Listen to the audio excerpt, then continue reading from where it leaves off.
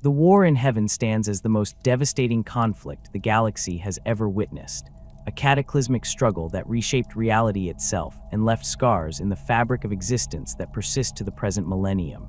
It was during this apocalyptic conflict that the Old Ones, facing extinction at the hands of the Necrontyr and their Catan masters, created what would become one of their most formidable weapons, the Krorks. The necessity for the Krorks arose approximately 60 million years ago, when the bitter and envious Necrontyr, a species plagued by short, painful lives due to the radiation of their homeworld star, encountered the virtually immortal Old Ones. This meeting sparked a war born of jealousy that would eventually threaten the very existence of the Old Ones, especially after the Necrontyr formed their unholy alliance with the Catan, the ancient star gods who fed on living energy. The Old Ones, masters of genetic manipulation and the creators of countless species throughout the galaxy, found themselves pushed to increasingly desperate measures. They had already created several warrior races, including the Eldari, but as the war intensified, they required something more brutish, more numerous, and more singularly focused on warfare. Thus began the grand experiment that would produce the Krorks. Archaeological evidence recovered from Trajan's collection on Solemnis reveals that the Old Ones applied their most advanced biotechnology to the Krork genome. Unlike their approach with the elegant Eldari, whom they crafted as their potential successors with complex minds and sophisticated souls, the Krorks were designed with singular purpose, to fight and to win through overwhelming force and numbers. Xenoarchaeological expeditions to dead worlds near the galactic core have uncovered fragments of what appear to be Old One biological engineering chambers. Analysis of these sites by both Adeptus Mechanicus geneters and Eldari bonesingers confirms a pattern of deliberate genetic manipulation on an unprecedented scale. The Old Ones began with a baseline organism, likely a primitive fungoid lifeform with exceptional reproductive capabilities, and systematically enhanced it with complex genetic structures that would allow for rapid adaptation, extreme physical resilience, and innate combat instincts. The most striking aspect of Krork design was their inherent scalability. Magos biologist Atren Vantius, who studied recovered Krork genetic material before his execution for tech heresy, theorized that the Old Ones created the Krorks with built-in evolutionary triggers. These triggers would activate in response to the scale and intensity of conflict they faced, allowing individual Krorks to grow larger, stronger, and more intelligent as they encountered increasingly powerful enemies. This explains the massive disparity between the primitive orcs of the current millennium and the 12-meter-tall Krork specimen recovered from Trajan's collection. Perhaps the most ingenious aspect of Krork creation was the implementation of a Gestalt psychic field, what would later become known as the WAAAGH energy. The Old Ones, themselves psychic beings of immense power, understood that the immaterium could be harnessed as both weapon and tool. Rather than creating individually powerful psykers like the Eldari, they distributed psychic potential throughout the entire Krork species, creating a network effect that grew stronger as more Krorks gathered together. This psychic field served multiple purposes in the Krork design. First, it allowed for a form of collective intelligence, enabling even the most primitive Krork warriors to instinctively understand complex weapons and machinery when in sufficient numbers. Second, it created a self-reinforcing belief system that literally bent reality. Krork technology functioned because the collective Krork psyche believed it should function. Third, it generated a form of psychic interference that disrupted the Necrons' control protocols and the Catan's ability to manipulate physical laws within its radius. Inquisitor Bronislaw Chevak, who spent decades studying xenotech and briefly had access to Trajan's galleries, documented inscriptions suggesting that the Old Ones deliberately engineered the Krork's reproductive system as well.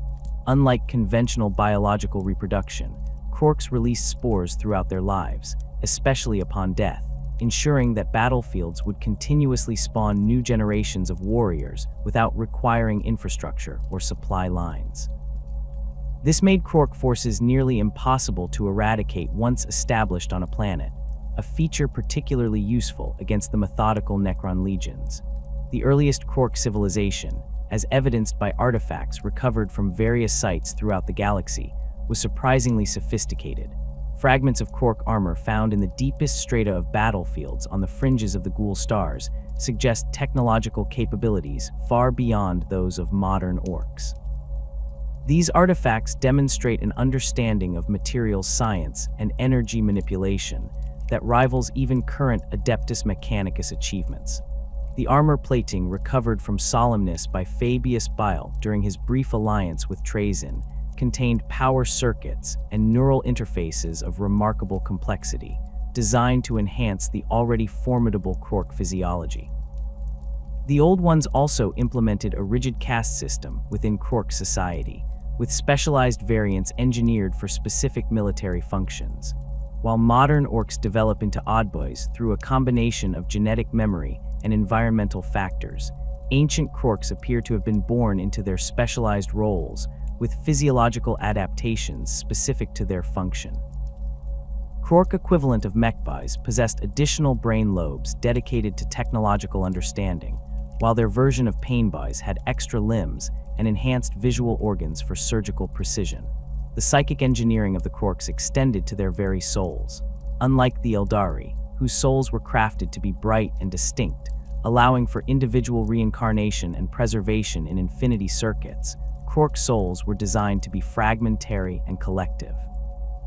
When a Krork died, its psychic essence did not fully dissipate into the warp, but partially reintegrated into the gestalt field of its species. This created a form of racial memory and experience that transcended individual death. Knowledge and skills were preserved within the species even as individuals fell. This aspect of Krork design became particularly important as the war in heaven intensified. The Necrons, having sacrificed their souls to the Khatan in exchange for immortal metal bodies, could be rebuilt after destruction. The Old Ones needed a counter to this endless resurrection, and found it in the Krork's ability to not only replace their numbers rapidly, but to preserve and build upon their collective experience with each generation. The earliest known Krork settlements, based on excavations near the Halo stars, reveal surprisingly sophisticated infrastructure. Unlike the ramshackle appearances of modern Ork encampments, ancient Krork structures featured precise geometric patterns and durable construction techniques. Their earliest cities appeared to be designed primarily as military installations, with defensive positions, weapons testing grounds, and massive factories for producing war materiel. Living quarters were minimal and utilitarian, emphasizing the species' singular focus on warfare. Examination of preserved Krork technology from this era reveals a fascinating blend of biological and mechanical engineering. Their weapons and vehicles incorporated living components that grew and adapted over time, becoming more specialized for their users. This biomechanical technology was self-repairing and partially sentient, responding to the psychic commands of its users without requiring complex control systems. The most remarkable archaeological discovery related to ancient Krorks came from the dead world of Thanatter, where an explorator fleet discovered the remains of what appeared to be a Krork command center dating back to the war in heaven. Within this structure, they found a primitive but functional psychic amplifier, designed to focus and direct the WAAAGH energy of thousands of Krorks into a coherent force. This discovery suggests that early Krork warlords had a far more sophisticated understanding of their psychic potential than their modern descendants. As the war in heaven progressed, the Krorks proved their worth as living weapons. Their endless numbers and ability to adapt to any battlefield condition made them ideal shock troops against the Necron legions. Their psychic field disrupted the Necrons' phase technology and command protocols, while their brutal, straightforward tactics overwhelmed the more methodical Necron warriors. Against the Khatan, the Krorks served primarily as a distraction, occupying the star god's attention, while the more psychically potent Eldari deployed the reality-warping weapons that could actually harm these near-divine entities. The Krorks' effectiveness can be measured by the extensive countermeasures the Necrons developed specifically to combat them. Specialized anti-Krork weapons have been discovered in Necron tombs, designed to not only destroy Krork bodies, but to sterilize their spores and disrupt their psychic field. These weapons suggest that the Necrons considered the Krorks a serious enough threat to dedicate significant resources to countering them. The relationship between Krorks and the other creations of the Old Ones appears to have been strictly hierarchical. Evidence suggests that while the Eldari were treated almost as equals by their creators, the Krorks were viewed as tools, albeit highly valued ones. The Old Ones implemented psychobiological constraints that prevented Krorks from turning against them or their other creations, including hardwired respect for psychic power and an inability to perceive certain frequencies of energy used in Old One technology. As the war in heaven reached its climax, the Krorks had spread throughout the galaxy, establishing footholds on countless worlds. They had evolved from the Old One's initial design, growing larger, stronger, and more cunning with each generation of conflict. The most ancient and battle-hardened Krork warlords stood as tall as Imperial knights, clad in armor that would make a tech marine envious, wielding weapons that could level cities. The transition from the war in heaven to the eventual degradation of the Krork species represents one of the most fascinating examples of biological devolution in the galaxy's history. The physical specimens recovered from Trazyn, the Infinites collection on Solemnus, have provided the Imperium with its only concrete evidence of what these ancient warriors truly looked like, beyond fragmentary archaeological findings and often dismissed Eldari tapestries. The most immediately striking difference between ancient Krorks and modern Orks is their sheer size. While the largest modern Ork warbosses might reach 3 to 4 meters in height after decades of successful warfare, the average Krork warrior stood at least 5 meters tall. Elite specimens routinely grew to 8 meters, with the legendary warlords of their kind reaching 12 meters or more. The preserved specimen in Trazyn's collection measured approximately 12 meters in full battle armor, suggesting it was a military leader of significant importance. This gigantism wasn't merely a matter of increased height. Krork musculature density was approximately 35% greater than that of modern Orks, with enhanced myofibril structures that allowed for explosive strength without sacrificing stamina. Magos biologist Hextus Varn, who briefly examined tissue samples before his mysterious disappearance, noted that Krork muscle fibers contained specialized mitochondrial structures capable of sustaining anaerobic activity for hours without building up significant lactic acid, a biological feature that would allow them to fight at peak capacity for extended periods without fatigue. The skeletal structure of Krorks also differed substantially from their modern descendants. While modern Orks possess remarkably dense bones with a semi-metallic composition, Krork skeletons incorporated crystalline lattice structures that distributed force throughout the entire skeletal system. This allowed them to survive impacts that would shatter even ceramite armor. Examination of skull fragments from battlefield sites near the Ghoul Stars revealed cranial capacity approximately 60% larger than modern Ork specimens, with developed frontal and temporal lobes suggesting significantly higher cognitive function. Perhaps most telling was the neurological complexity evident in preserved Krork brain tissue. Unlike the relatively simple neural pathways of modern Orks, Krork brains featured specialized structures dedicated to tactical analysis, technological comprehension, and complex language processing. The language centers in particular showed evidence of being designed to comprehend multiple communication systems simultaneously, suggesting Krorks could understand and speak not only their own language, but potentially those of the Old Ones and other created races. The integumentary system of Krorks displayed equally sophisticated adaptations. Their skin contained layers of symbiotic fungal tissue that formed a semi-rigid subdermal armor capable of stopping projectiles and rapidly sealing wounds. This fungal layer wasn't merely protective, it served as a secondary circulatory system, distributing nutrients, oxygen, and specialized biochemical compounds throughout the body. When damaged, this layer would accelerate localized cellular growth, allowing Krorks to recover from injuries at rates that would make even Astartes' regeneration seem glacial by comparison. The symbiotic relationship between Krork and fungus extended far beyond mere wound healing. The fungal organisms integrated throughout their bodies formed a complex biological network that regulated everything from hormone production to neural transmission. This symbiosis was so complete that it becomes difficult to determine where Krork biology ended and fungal biology began. They were, for all practical purposes, a single organism with two distinct but interdependent components. This fungal network served as the biological foundation for the Krorks' most remarkable ability, their reproduction system. Unlike modern orcs, who release spores unconsciously and especially upon death, Krorks possessed specialized reproductive organs that could deliberately release genetically tailored spores to produce specific types of offspring. Examination of preserved specimens suggests they could control not only the timing of spore release, but the genetic characteristics of the resulting offspring, allowing them to rapidly produce specialized warrior types in response to specific threats. The reproductive efficiency of Krorks far exceeded that of modern orcs. While an orc-infested world might take years to build up a significant population from initial spore contamination, historical records from the War in Heaven suggest that Krork forces could establish a self-sustaining population within weeks of landing on a planet. This accelerated reproduction relied on specialized cedar variants whose sole purpose was to spread and nurture the fungal networks that would eventually grow into new Krorks.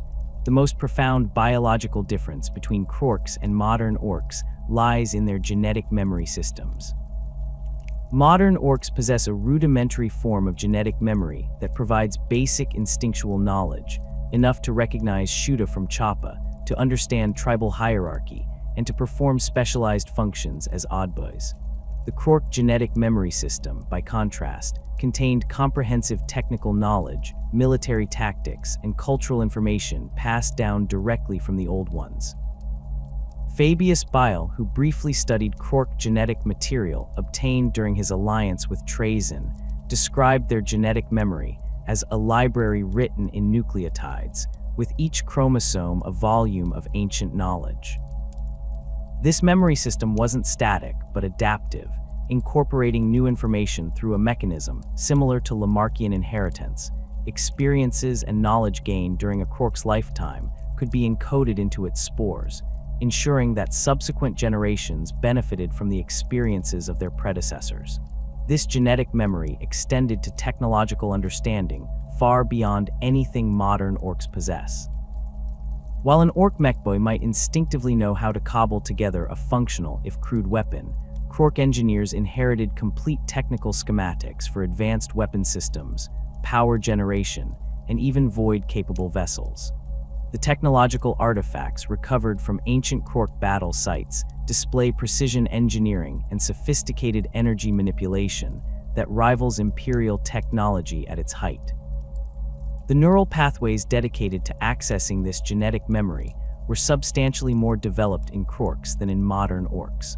Whereas orc oddboys must grow into their knowledge through a combination of instinct and experience, Krorks were born with immediate access to their inherited knowledge. This allowed even newly spawned Krorks to function as effective warriors, engineers, or medics, without requiring the lengthy development period seen in modern orc society. The psycho-biological interface that enabled the Krork WAAAGH field also shows significant differences from its modern counterpart. While the Ork WAAAGH energy is largely unconscious and undirected, except by the most powerful warbosses, Krork specimens show specialized brain structures dedicated to consciously manipulating this field.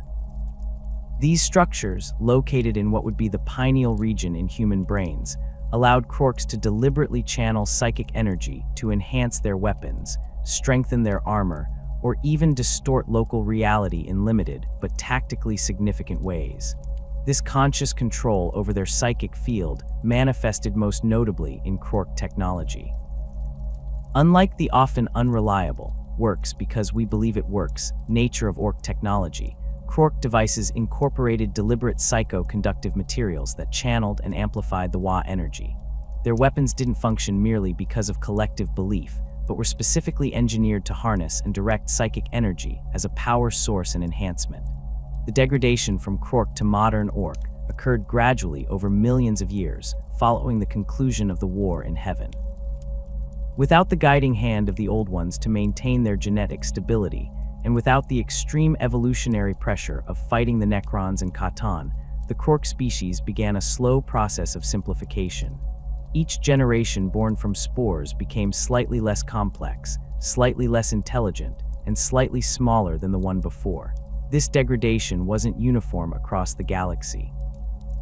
In regions where conflict remained intense, such as around the edges of expanding Necron tomb worlds, or in areas contested by the growing Eldari Empire, Krork populations maintained more of their original characteristics for longer periods. In regions of relative peace, the degradation occurred more rapidly, with Krork populations devolving into what xenobiologists classify as proto-orcs within a few million years. By approximately 30 million years ago, true Krorks had largely disappeared from the galaxy, replaced by various transitional forms that retained some advanced characteristics but had lost others. These transitional species still possessed greater size, intelligence, and technological capability than modern orcs, but lacked the full genetic memory and biological sophistication of their ancestors. The most recent example of these transitional forms was encountered during the War of the Beast in the 32nd millennium. The Beast and its prime orcs displayed characteristics significantly closer to ancient Krorks than to modern orcs: greater size, more sophisticated technology, and higher intelligence, including the ability to speak Gothic fluently. Magos biologist Valentin Drusus, who studied the remains of one of the Beast's lieutenants, suggested that the extreme pressure of fighting the nascent Imperium had triggered dormant genetic sequences, temporarily reversing some aspects of the species' degradation. The physiological differences between Krorks and modern orcs extend to their sensory systems as well. Krork optical structures contained additional color receptors sensitive to frequencies in both the infrared and ultraviolet ranges, giving them superior night vision and the ability to detect energy emissions invisible to most species. Their auditory systems could process sound across a wider frequency range and with greater precision, allowing them to filter battlefield noise and focus on tactically relevant information.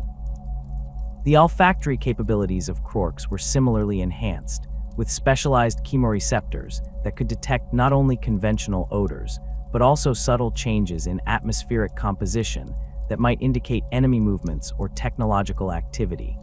This sensory suite made Krorks extraordinarily difficult to ambush or deceive through conventional means, as they could detect approaching enemies through multiple sensory channels simultaneously. The circulatory system of Krorks featured redundant hearts and a blood composition rich in oxygen binding compounds more efficient than hemoglobin. This allowed them to function in environments with thin atmospheres or high concentrations of toxic gases that would incapacitate other species. Their respiratory system included specialized filtering structures that could extract oxygen from water or even certain types of rock when necessary, making them adaptable to almost any planetary environment. The digestive system of Krorks displayed equally impressive adaptability. While modern orcs can consume almost anything organic for sustenance, Krorks could process materials as diverse as metal ores, radioactive compounds, and even certain types of energy fields.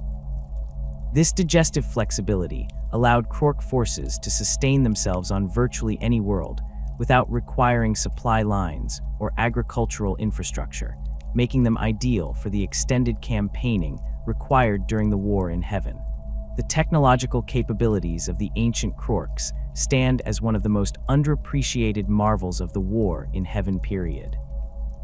While modern Imperial scholars focus primarily on the technological wonders of the Necrons or the psychic mastery of the Eldari, the Krorks possessed engineering prowess that rivaled both in many respects, despite being specifically designed as a warrior species rather than as natural innovators. The most visible manifestation of Krork technological achievement was their battle armor. Unlike the crude scrap metal plates favored by modern orcs, Krork armor consisted of interlocking ceramite analog plates reinforced with psychoconductive fibers that responded directly to the wearer's nervous system. The 12-meter specimen in Trajan's collection war armor that Archmagos Belisarius call himself noted contained metallurgical compositions unknown to the Imperium, with stress distribution properties exceeding even the finest Martian crafted Terminator plate. This armor wasn't merely protective, it functioned as a true power enhancement system. Microscopic examination of recovered fragments reveals a network of crystalline channels running throughout the armor plates, designed to capture and amplify the wearer's latent psychic energy. These channels connected to motion amplifier systems at major joint positions, allowing the armor to enhance the already formidable Krork strength by an estimated factor of 3 to 5 times. The most advanced specimens incorporated inertial dampening systems that allowed the massive Krorks to move with surprising speed and agility despite their enormous size. The interface between Krork and armor represented perhaps the most sophisticated aspect of their technology. Unlike Imperial power armor, which requires extensive implantation and neural links, Krork battle plate connected directly to their fungal subdermal layer through thousands of microscopic biomechanical interfaces. These connections allowed the armor to draw nutrients and energy directly from the Krork's body, while simultaneously administering combat stimulants and healing compounds as needed. The armor effectively became an extension of the Krork's biological systems, blurring the line between technology and organism. Weapons technology among the Krorks showed similar sophistication. Excavations near the Ghoul Stars have uncovered fragments of what xenotechnologists believe were Krork hand weapons, though given the size of Krorks, these hand weapons would dwarf modern heavy weapons. Analysis of these fragments reveals power generation systems capable of producing energy yields comparable to Imperial plasma weapons, but with stability mechanisms that prevented the overheating issues that plague Imperial designs. The most distinctive feature of Krork weaponry was its psycho-reactive nature. While modern Ork weapons function partly because their wielders believe they should, Krork weapons were deliberately engineered to channel and amplify this psychic energy. Crystalline focusing arrays within their gun analogs directed and shaped this energy with precision, allowing for adjustable output from precision anti-personnel fire to building demolishing blasts, all from the same weapon. This adaptability gave Krork forces tactical flexibility that modern Ork warbands can only approximate through sheer variety of crude specialized weapons. Close combat weapons recovered from ancient battlefields display equally advanced properties. What appear to be Krork melee weapons incorporate molecular disruption fields similar to, but more stable than those found in Imperial power weapons. These disruption fields were generated by psycho-conductive crystals that drew power directly from the wielder's own WAAAGH energy, meaning the weapons became more potent in the hands of more powerful or experienced warriors. Some specimens show evidence of being able to adjust their disruption fields to counter specific types of armor or energy shields, suggesting a level of weapon sophistication that even the Adeptus Mechanicus has failed to replicate. When compared to other advanced species of the same era, Krork technology occupied a unique position in the technological spectrum. While Necron technology relied on their mastery of physical sciences and materials beyond current understanding, and Eldari technology leveraged their profound psychic connection to manipulate reality itself, Krork technology represented a hybrid approach that combined physical engineering with psychic amplification. This made their technology in some ways more adaptable than either of their contemporaries, able to function across a wider range of environments and conditions. The Necrons of the War in Heaven period possessed technology that could manipulate the fundamental laws of physics, from their infamous phase technology to weapons that could extinguish stars. By comparison, Krork technology appears crude at first glance. However, detailed analysis reveals that Krork technology incorporated principles that the Necrons never mastered, particularly the integration of biological systems with mechanical components. While Necron technology required constant maintenance and repair cycles, Krork biomechanical systems could self-heal and adapt to changing conditions without external intervention. Eldari technology of the same period relied heavily on psychic manipulation, with their most advanced weapons and tools functioning as conduits for their natural psychic abilities. Krork technology paralleled this approach, but distributed the psychic requirement across entire armies rather than requiring individually powerful psykers. This made their technology more robust in many ways, While an Eldari weapon might become useless in the hands of a non-psyker, Krork weapons would function for any Krork, drawing on the collective WAAAGH energy of their species rather than individual psychic power. Perhaps the most impressive aspect of Krork technology was its scalability. Archaeological evidence suggests that as individual Krorks grew in size and power, their technology grew with them.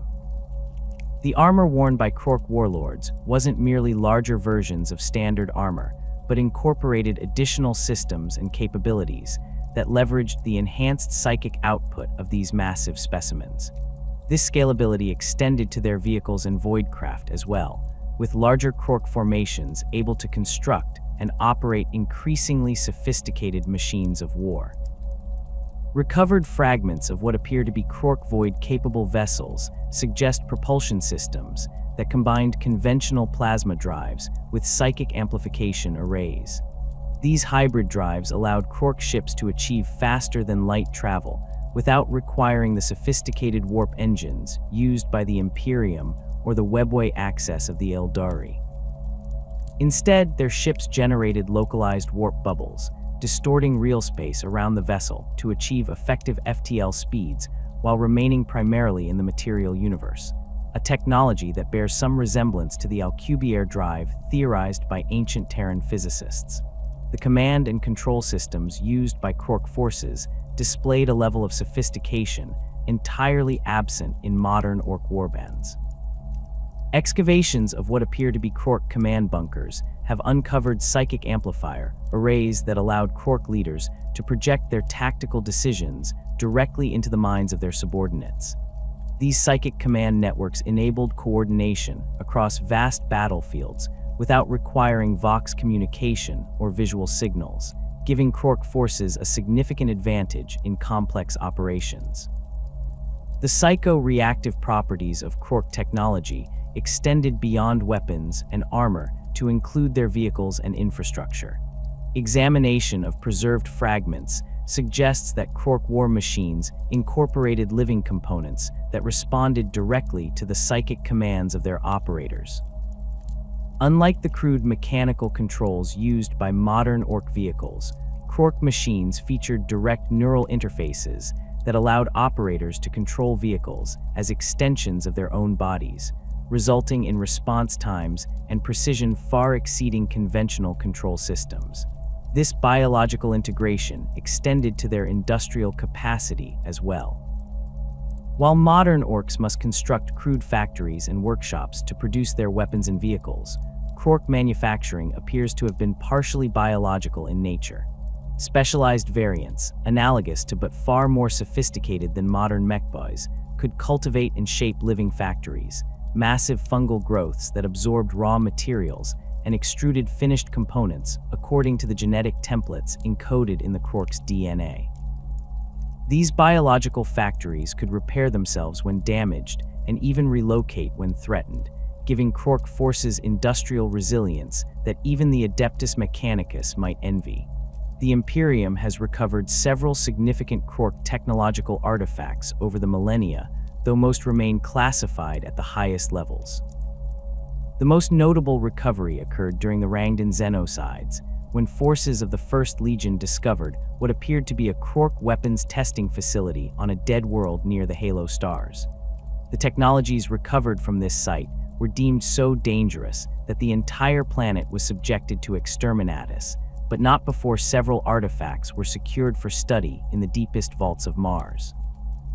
Among these artifacts was a device Imperial technologists designated the Psychic Amplifier Matrix, a crystalline structure approximately 2 meters in diameter that appeared designed to capture, store, and direct psychic energy.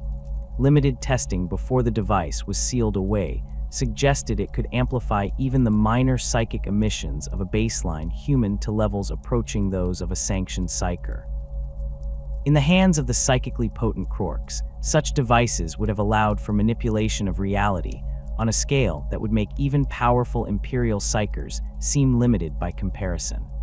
Another significant recovery came from the explorator fleet of Mago's explorator Delphin Gruss, who discovered what appeared to be a Krork armory complex buried beneath the surface of a dead world in the Ghoul Stars region.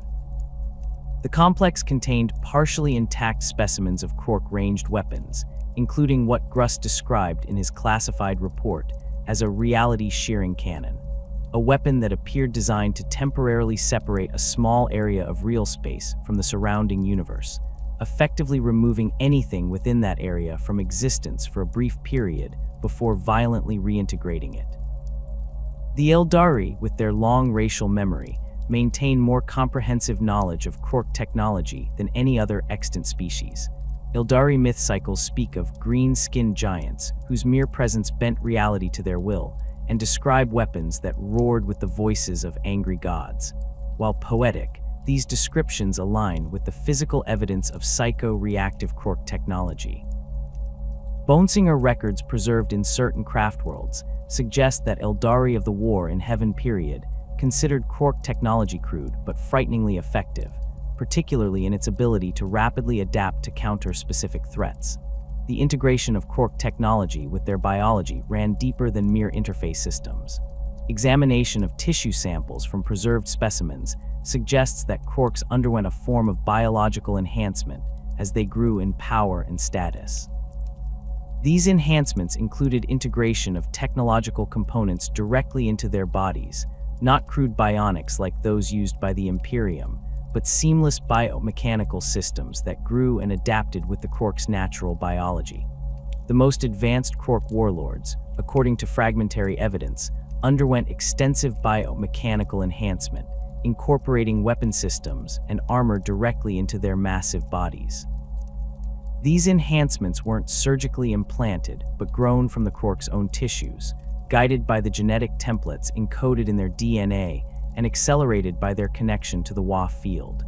The result was a living weapon system that combined the adaptability of biological organisms with the power and precision of advanced technology. This integration extended to their cognitive capabilities as well. While modern Orks rely primarily on instinct and simple tactical understanding, Krork leaders appear to have incorporated computational systems into their enhanced brains. These systems, composed of bioelectrical neural networks grown throughout their cranial cavities, allowed them to process battlefield information at rates comparable to advanced cogitator systems, giving them tactical awareness far beyond what their modern descendants can achieve. AI Magos Dariak Grendhull II, who examined a partial Krork skull recovered from the fringes of the Octarius sector, reported finding what appeared to be a crystalline memory storage system embedded within the bone structure itself. This system, which remained partially functional even after millions of years, contained what the Magos described as tactical simulations of staggering complexity, suggesting that Krork leaders could run predictive battle models within their enhanced minds, anticipating enemy movements and planning countermeasures with precision that would impress even the most skilled Imperial tacticians. The technological sophistication of the Krorks represents one of the most significant losses of knowledge in galactic history. Had they maintained their original form rather than degrading into the modern Orks, they would undoubtedly rank among the most technologically advanced species in the current galaxy. The fact that even their degraded descendants can pose a serious threat to Imperial worlds with crude imitations of ancient Krork technology speaks to the remarkable engineering that went into their creation. Following the War in Heaven, the Krork civilization expanded across vast swathes of the galaxy, establishing what xenohistorians have tentatively termed the Krork domains. Without the guiding presence of the Old Ones, the Krorks nevertheless maintained a sophisticated civilization that spanned thousands of star systems. Archaeological evidence suggests their influence extended from what is now the Ghoul Stars region to areas deep within Segmentum Tempestus, with outposts discovered as far as the galactic core. The extent of Krork territorial control during this period cannot be precisely determined, but recovered star charts from Eldari ruins indicate that approximately 35% of the galaxy fell under some form of Krork influence. This vast territory wasn't uniformly controlled. Rather, it consisted of heavily fortified core worlds surrounded by bands of frontier planets where Krork presence was more military than civilian in nature. Between these regions lay buffer zones where other species were permitted to exist, provided they supplied resources and acknowledged Krork dominance. Mago's xenohistorian Velik Tarn, who spent decades studying patterns of ancient ruins across the Ultima Segmentum, identified distinct architectural patterns that suggest the Krork civilization organized itself into roughly 5 major territorial blocks, each centered around a fortress world of immense proportions. The largest of these, located in what is now the Octarius sector, appears to have been the central hub of their interstellar empire, with massive orbital structures that dwarfed even the largest Imperial space stations. Unlike the relatively flat hierarchy of modern Ork society, the Krork social structure displayed remarkable complexity and specialization. At the pinnacle stood the prime Krorks, immense specimens standing 12–15 meters tall, whose sophisticated armor and weaponry integrated seamlessly with their enhanced biology. These beings combined the roles of military commander, political leader, and spiritual figure, directing the activities of billions of lesser Krorks through a combination of psychic dominance and genetically encoded authority. Below the prime Krorks existed a stratified caste system, organized primarily by size and specialized function. The war Krorks formed the military elite, standing 8–10 meters tall and equipped with devastating personal weaponry. These beings commanded battlefield operations and led the massive assault forces that characterized Krork military action.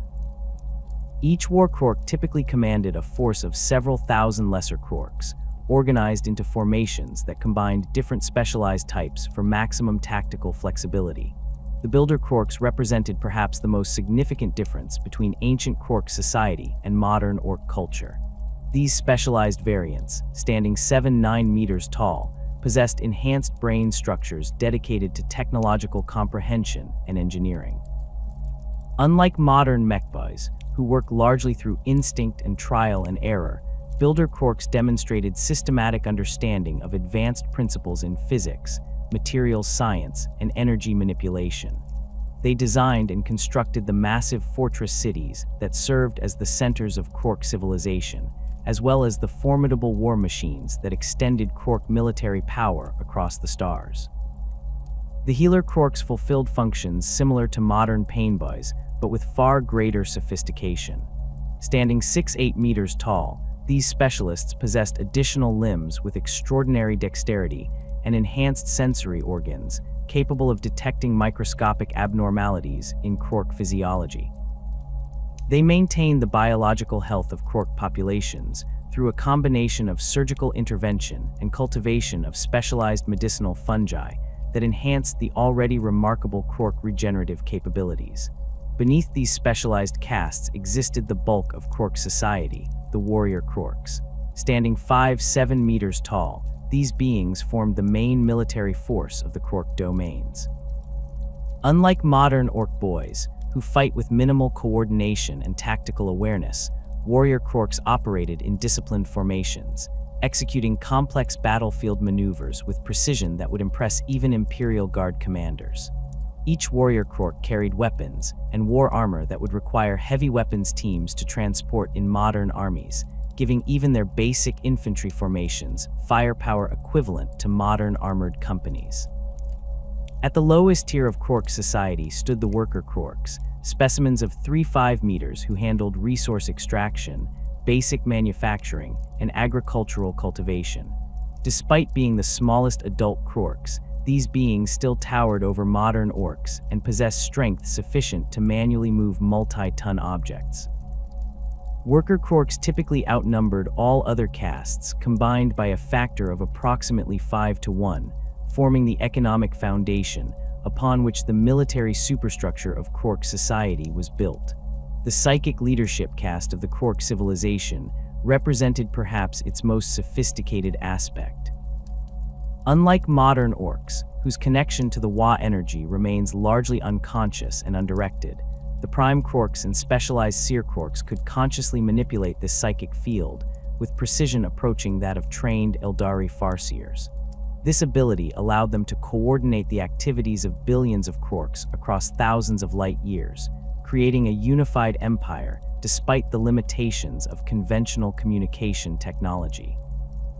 Krorks, specialized variants standing 9-11 meters tall, possessed enhanced brain structures dedicated to psychic perception and manipulation.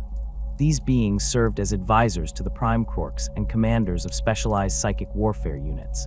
Their enhanced connection to the WAAAGH field allowed them to perceive events occurring light years away, predict enemy movements with uncanny accuracy, and even manipulate probability fields to favor Krork military operations.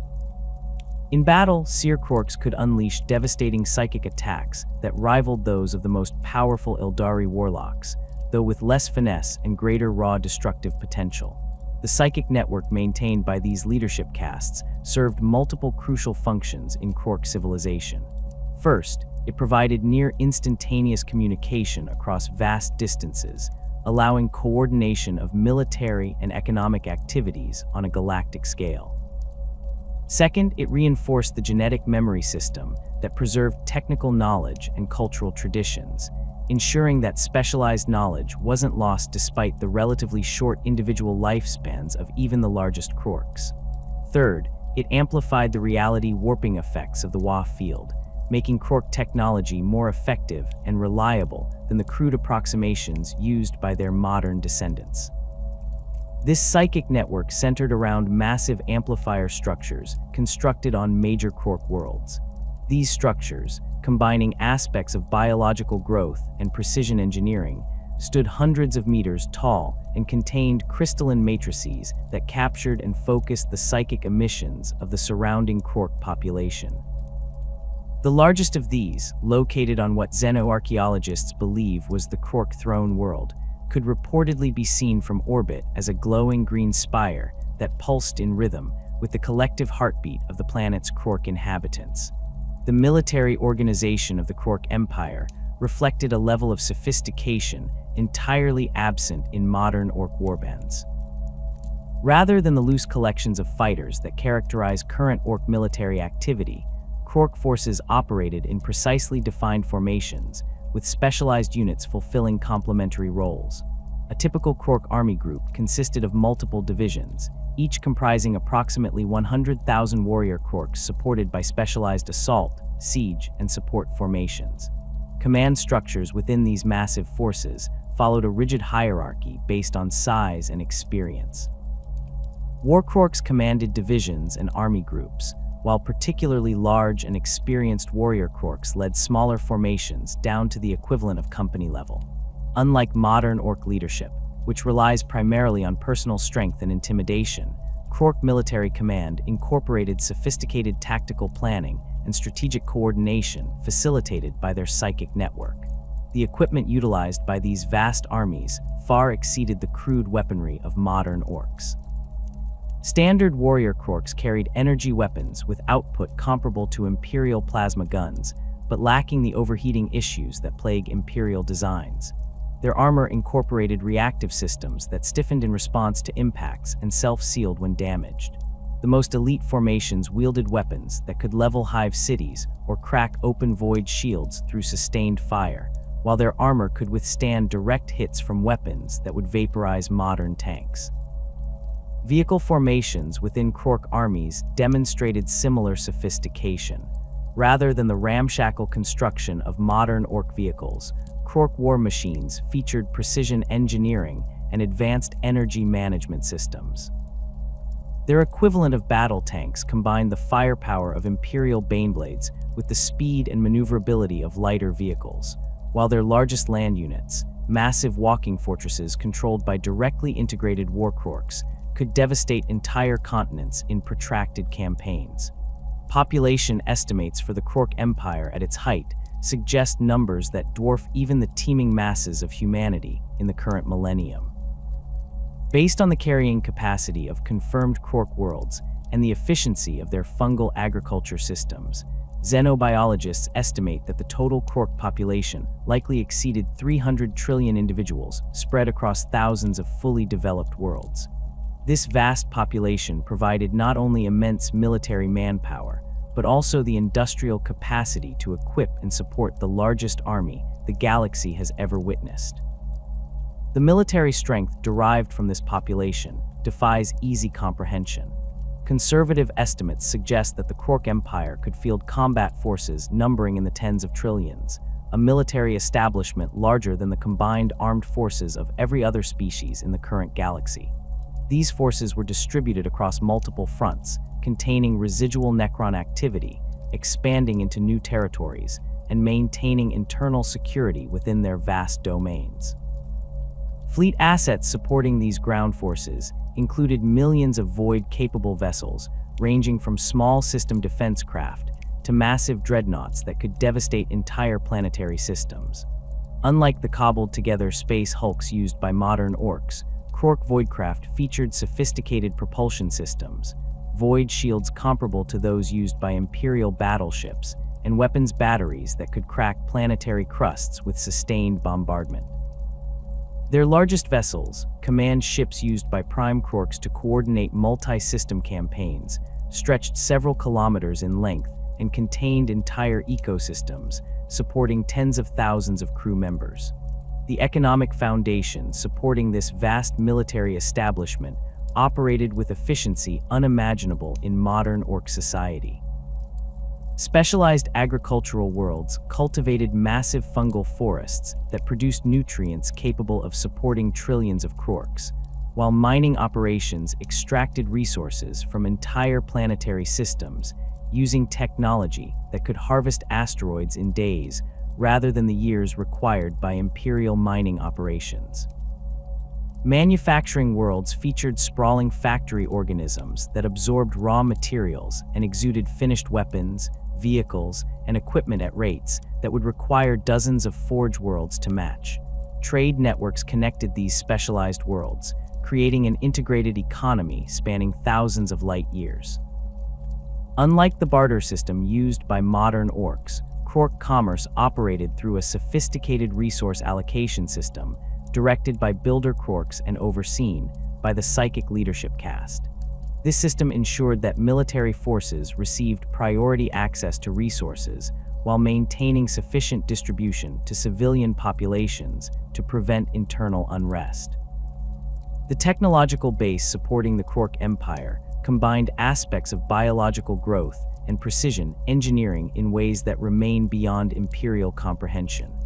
Their manufacturing processes grew components from specialized fungal templates, producing complex machinery with atomic-level precision without requiring the elaborate forge systems used by the Adeptus Mechanicus. This biomechanical technology could self-repair when damaged and adapt to changing operational requirements without requiring complete redesign. Communication systems linking the disparate regions of Krork territory utilized a combination of conventional electromagnetic transmission and psychic amplification. While limited by the speed of light for detailed information transfer, the psychic network maintained by the leadership caste could transmit simple concepts and emergency alerts instantaneously across thousands of light years, allowing for strategic coordination on a scale that even the Imperium struggles to achieve with its astropathic choir. Transportation networks within Krork territory utilized a system of stable warp corridors maintained by arrays of psychic amplifiers positioned at strategic points throughout their domain. These corridors allowed for faster-than-light travel without requiring the dangerous direct warp exposure used by Imperial ships or the limited access points of the Eldari webway.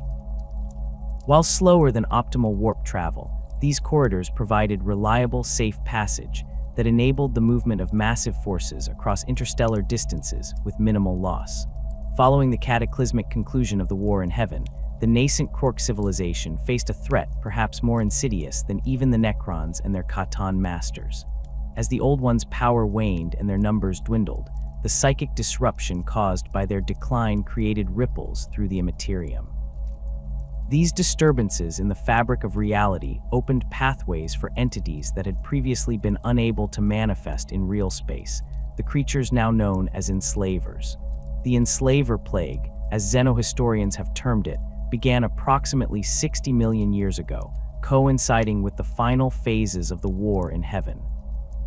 Eldari historical records, preserved in crystalline matrices within the oldest craft worlds, describe the initial manifestations as isolated incidents, lone psychers suddenly transforming into fleshy, pulsating gateways from which tentacled horrors emerged. These early manifestations were initially dismissed as localized phenomena, perhaps the result of experimental weapons deployed by the increasingly desperate Necrons. The true nature of the threat became apparent when entire worlds began falling silent. Investigation forces dispatched by both Eldari and Krork commanders discovered planets where all sentient life had been converted into biological portals, their minds enslaved, and their bodies transformed to serve as living gateways for the entities to pour through into real space. These worlds became nightmare realms, where the laws of physics bent to accommodate the partial manifestation of the immaterium. For the Krorks, the enslaver threat represented a fundamentally different challenge than the Necrons had posed. The Necrons were a material enemy. Their technology, while advanced beyond comprehension, still operated according to physical principles. Their weapons, while devastating, destroyed bodies rather than corrupting souls. The enslavers, by contrast, attacked through the mind, turning a population's own psychic potential against it, and using the victims as conduits for further invasion. The Krorks' genetic memory banks, encoded with combat protocols against nearly every conceivable material threat, contained limited information on countering psychic predators of this nature. The Old Ones, in their haste to create effective warriors against the Necrons, had emphasized physical resilience and technological aptitude over psychic defense. This oversight now threatened their creation's continued existence. Initial Krork responses to enslaver incursions proved catastrophically ineffective. Conventional military tactics, overwhelming firepower, massed assaults, and defensive fortifications failed against an enemy that could simply bypass material barriers by corrupting the minds of defenders.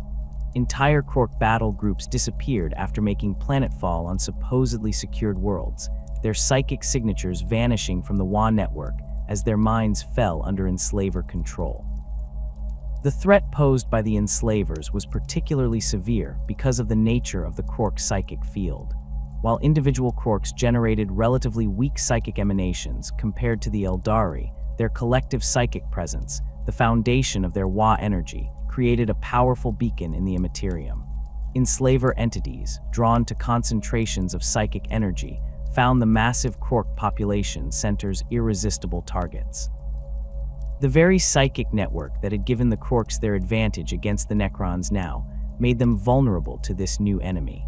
Inquisitorial records recovered from the personal archive of Ordo Xeno's Inquisitor Bronislaw Chevak suggest that the Krorks developed a three-tiered strategic response to the enslaver threat.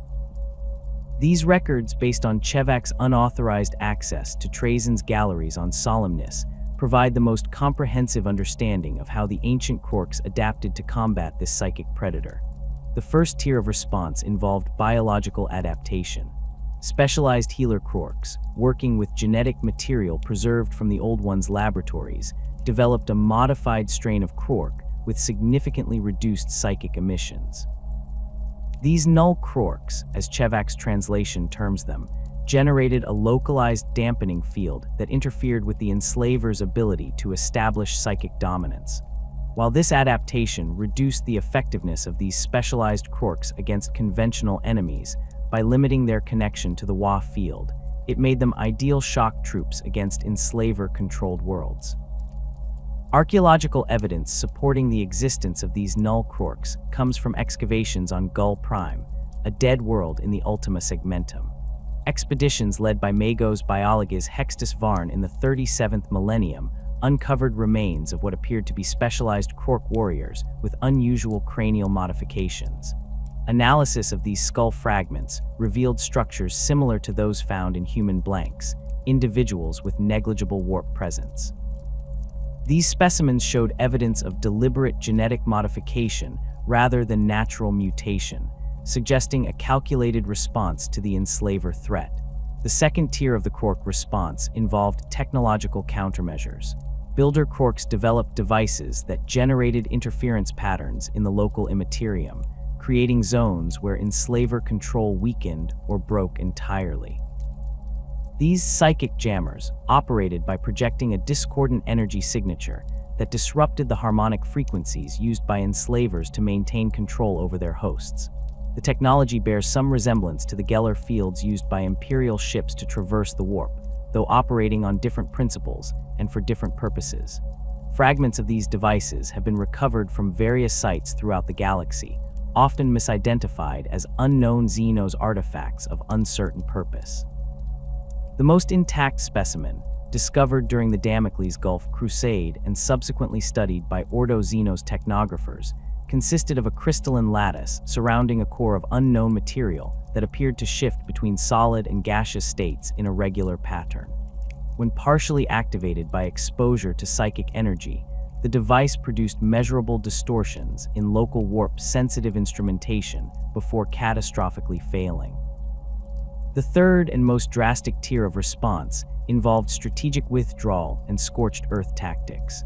Recognizing that worlds with high concentrations of psychically active populations presented irresistible targets for enslaver incursion, the Krork leadership implemented protocols for rapid evacuation of threatened systems, followed by complete sterilization of the abandoned worlds. This approach sacrificed territory to preserve fighting strength, a concept alien to modern Ork mentality, but entirely logical within the more sophisticated strategic framework of ancient Krork civilization. Evidence of these scorched earth operations appears in the geological record of numerous dead worlds throughout the galaxy.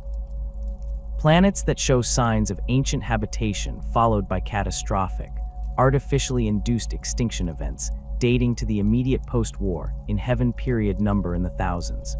Many bear the distinctive radiation signatures of weapons far more powerful than anything in the current Imperial arsenal, suggesting the deployment of planet-killing devices specifically designed to eliminate all potential enslaver hosts without leaving recoverable biomass. The tactical adaptations employed by Krork forces when directly engaging enslaver-controlled worlds demonstrated a level of flexibility rarely associated with their modern descendants. Rather than relying on the massed infantry assaults that had proven effective against Necron forces, Krork commanders developed specialized strike teams combining null Krorks with conventional forces in carefully calibrated ratios. These teams would target the primary enslaver entities controlling a population, severing the psychic connection and allowing conventional forces to eliminate the now disoriented hosts. Recovered fragmentary battle records from this period, preserved in ancient data crystals found on the fringes of the Ghoul stars, describe operations involving small teams of heavily armored null Krorks supported by long-range fire from conventional forces positioned outside the range of enslaver influence.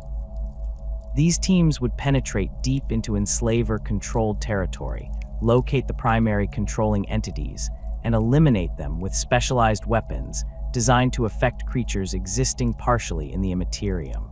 Once the controlling influence was removed, conventional forces would move in to purge the remaining hosts before they could be reclaimed by other enslaver entities. The weapons developed specifically for anti-enslaver operations represented some of the most sophisticated technology created by the Krork civilization. Unlike conventional weapons that affected only material targets, these specialized devices could damage entities existing simultaneously in real space and the immaterium. The technology behind these weapons remains largely incomprehensible to Imperial scholars, though certain radical inquisitors have suggested similarities to the force weapons used by Space Marine librarians and Grey Knights. The most detailed description of these anti-enslaver weapons comes from the personal journal of rogue trader Percival Winterscale, who claimed to have discovered an intact specimen in the ruins of an ancient structure on the edge of the Halo stars. Before the artifact was confiscated by Ordo Xenos agents, Winterscale described it as a crystalline spear approximately 2 meters in length, with a core of shifting energies that appeared to respond to psychic stimuli by producing counterharmonic frequencies. His Tech Priest's analysis suggested the weapon was designed to disrupt the specific warp frequencies used by enslaver entities to maintain their connection to real space. Despite these adaptations, the enslaver plague took a devastating toll on the nascent Krork civilization. Population centers that had survived the war in Heaven intact fell one after another as the psychic predators spread throughout the galaxy. The very concentration of psychic energy that made Krork society function efficiently also made it vulnerable to enslaver predation.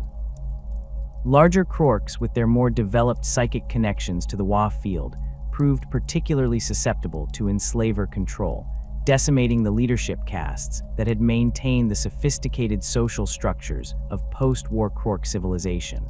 The loss of these leadership castes had profound implications for Krork society. Without the guiding influence of prime Krorks and their direct subordinates, the psychic network that had coordinated activities across thousands of light years began to fragment. Regional commanders, cut off from central authority, implemented increasingly divergent strategies based on local conditions and their own genetic predispositions. The unified Krork civilization began to fracture into isolated pockets, each developing along slightly different evolutionary paths. This fragmentation accelerated the degradation process that would eventually transform the sophisticated Krorks into the comparatively primitive Orks of the current millennium. Without the stabilizing influence of the psychic leadership network, the genetic memory system began to lose fidelity with each generation.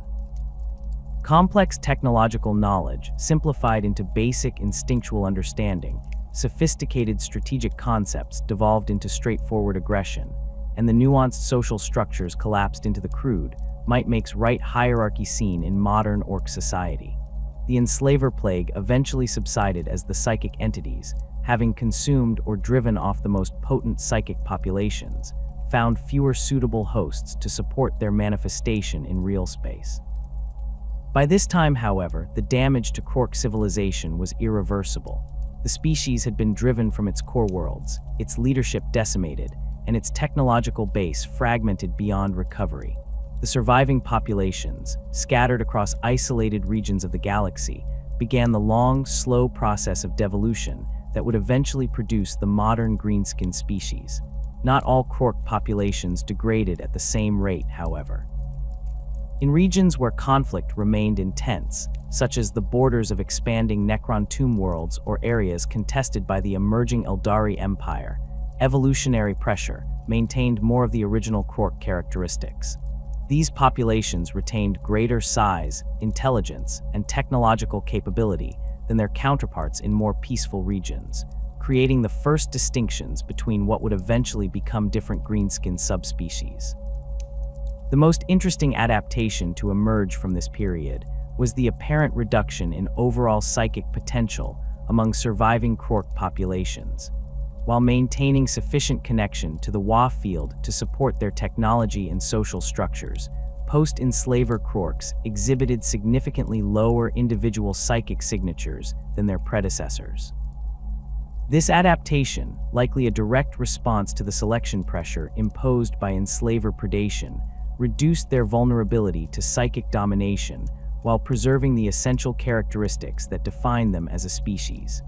This reduction in psychic potential may explain one of the most puzzling aspects of modern Ork psychology, their remarkable resistance to chaos corruption. Despite generating enormous amounts of psychic energy through their WAAAGH field, Orks rarely fall to the temptations of the ruinous powers or suffer from the possession and mutation that plagues human psychers. This resistance, absent in many other psychically active species, may represent the last echo of adaptations developed during the ancient war against the enslavers. The disappearance of the Old Ones created a leadership vacuum that reverberated throughout the Krork civilization. Without their creators' guiding influence, the psychic network that had united the vast Krork domains began to show signs of strain. The prime Krorks, who had previously acted as conduits for Old One directives, found themselves forced to make independent strategic decisions for which their genetically programmed minds were not fully optimized. Archaeological evidence from this period shows increasing fortification of regional command centers, suggesting a shift from coordinated offensive operations to defensive posturing. The massive orbital platforms that had served as staging areas for galaxy-spanning campaigns were gradually repurposed as defensive installations, their weapons oriented inward toward Krork-controlled space rather than outward toward external threats. The first major fracture in Krork leadership occurred approximately 50 million years ago, when a coalition of war Krorks in what is now Segmentum Tempestus rejected the authority of the prime Krorks based in the galactic core. Excavations on Shrud blighted worlds in this region have uncovered battlefield sites where Krork fought Krork with weapons of terrifying destructive capacity. The radiation signatures from these ancient conflicts remain detectable even today, suggesting the deployment of weapons that altered the fundamental atomic structure of the surrounding terrain. This initial schism triggered a cascade of similar breakaway movements throughout Krork-controlled space. Regional commanders, their connection to the central psychic network weakened by distance and increasing psychic background noise, established independent domains governed by their own interpretations of the fragmented genetic directives left by the Old Ones. Within 10 million years of the Old Ones' disappearance, the once unified Krork civilization had splintered into hundreds of competing territories, each controlled by increasingly divergent Krork subspecies. The genetic degradation that accompanied this political fragmentation represents one of the most significant aspects of the Krork decline. Without the stabilizing influence of Old One biotechnology, the sophisticated genetic structures that had defined the Krork species began to show signs of entropy. The most immediate effect was seen in the reproductive system, where the precisely calibrated spore production that had allowed for the creation of specialized castes became increasingly random and uncontrolled.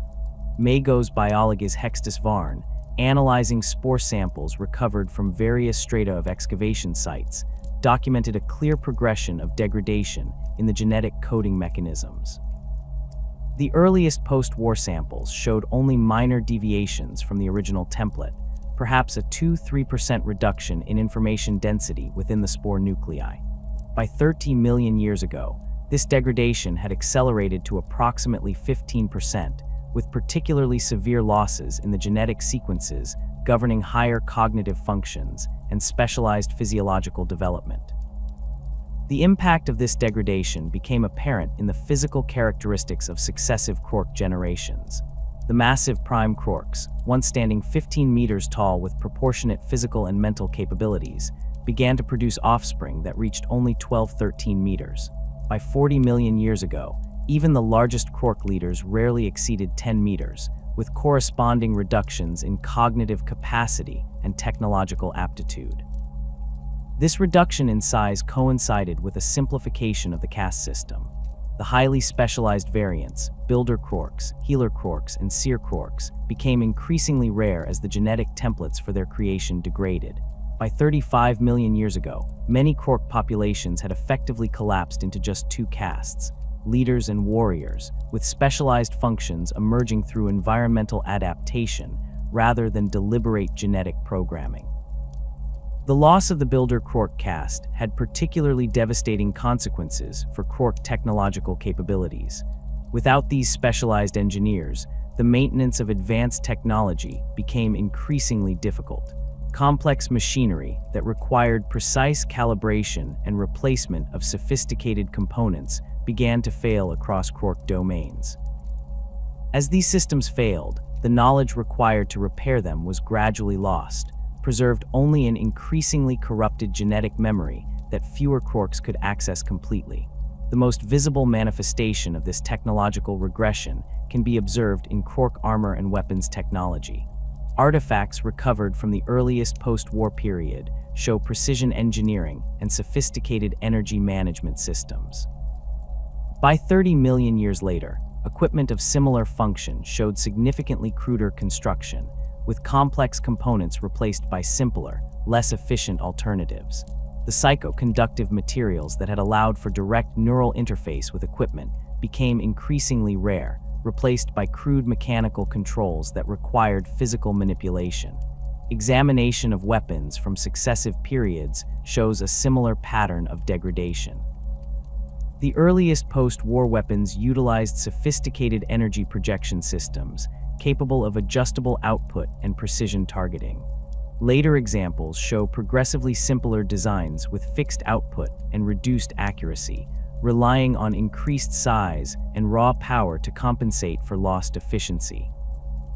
By 25 million years after the War in Heaven, many Krork populations had reverted to primarily physical weapons, supplemented by crude energy systems, foreshadowing the choppa-slash-shoota dichotomy seen in modern Ork arsenals. The loss of technological understanding wasn't merely a matter of forgotten techniques or misplaced blueprints. The Krorks' technology had been intimately connected to their biology, with many systems designed to interface directly with their neural pathways and psychic field. As their biology simplified through genetic degradation, their ability to interface with their most sophisticated technology diminished correspondingly.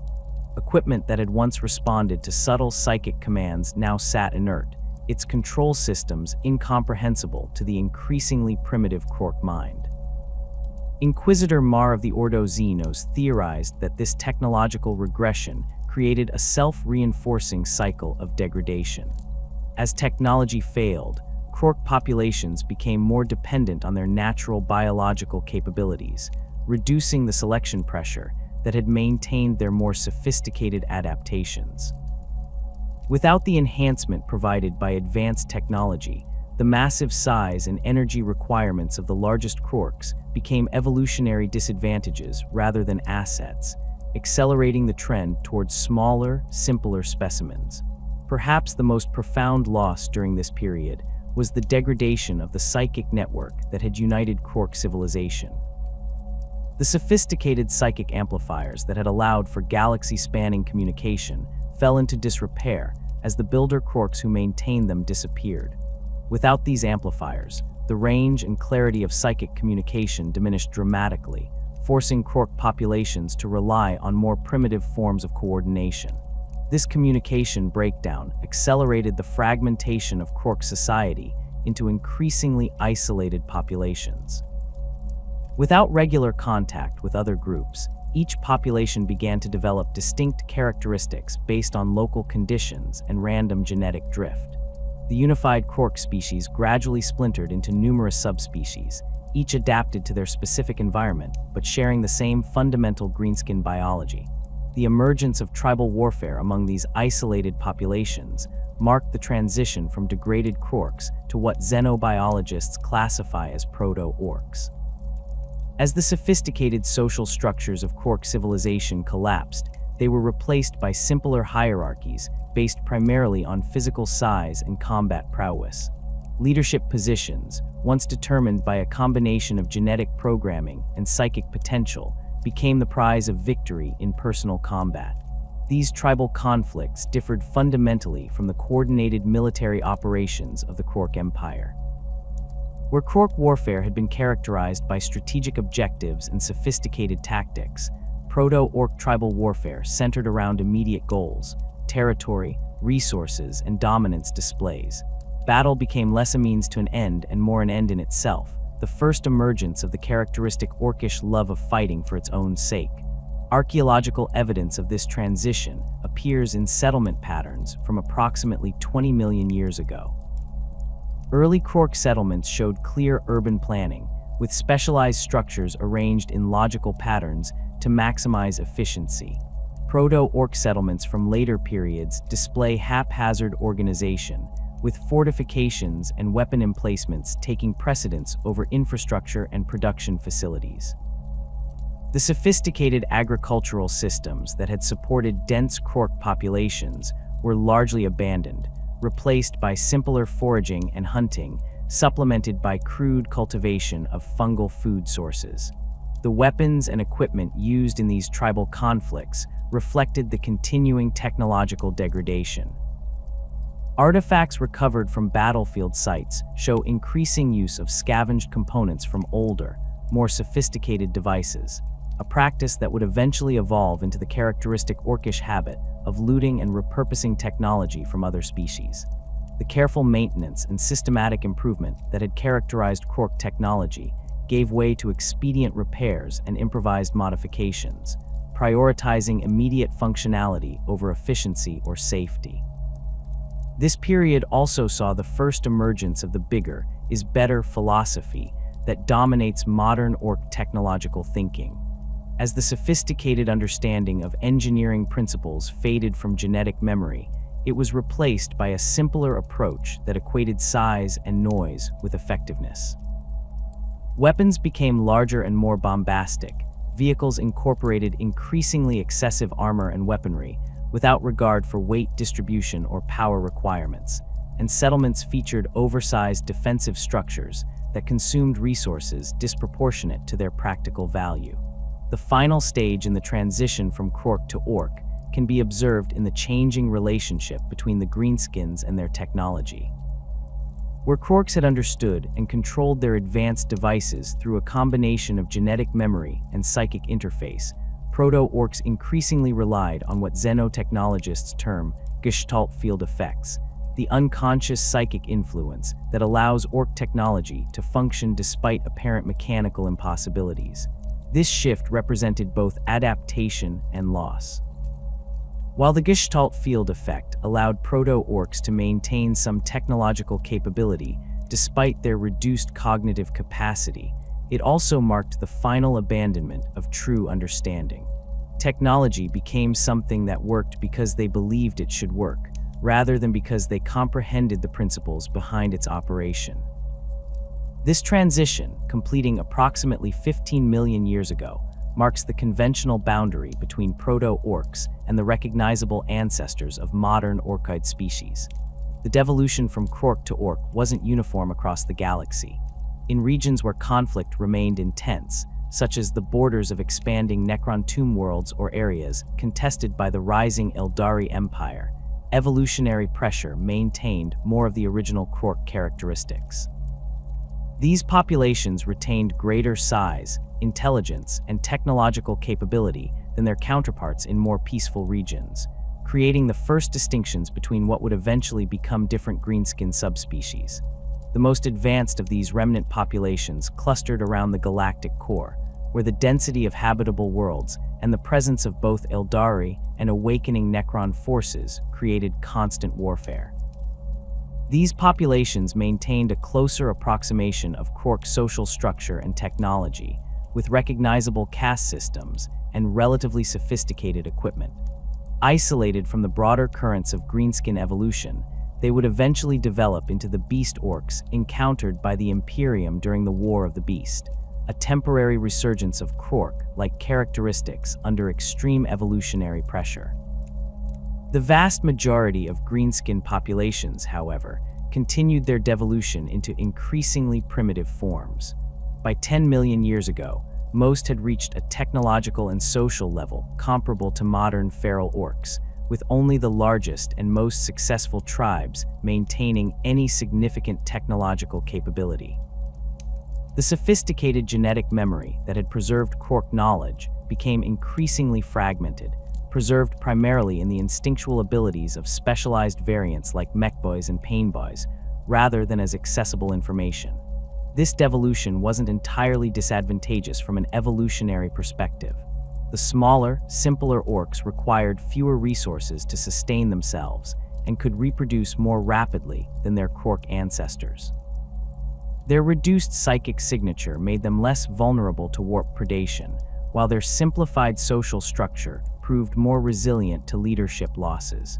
What they lost in sophisticated capability, they gained in adaptability and resilience, characteristics that would ensure their survival through the tumultuous history of the galaxy. The most significant insight into true Krork physiology came not through archaeological excavation or fragmentary historical records, but through the direct observation of a preserved specimen, an opportunity that arose during Fabius Bile's infamous expedition to Solemnus. The renegade apothecary of the Emperor's children, during his temporary alliance with Trazyn the Infinite, encountered what remains the only complete Krork specimen known to have been seen by human eyes in the current millennium.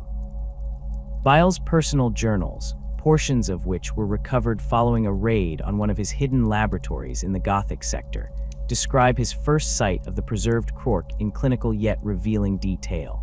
The specimen stood approximately 12 meters tall, encased in sophisticated armor that appeared to blend seamlessly with its massive green-hued body.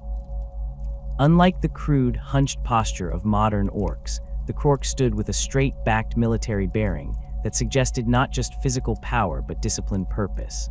The armor worn by this ancient warrior differed fundamentally from the cobbled-together scrap metal favored by modern orc knobs and warbosses.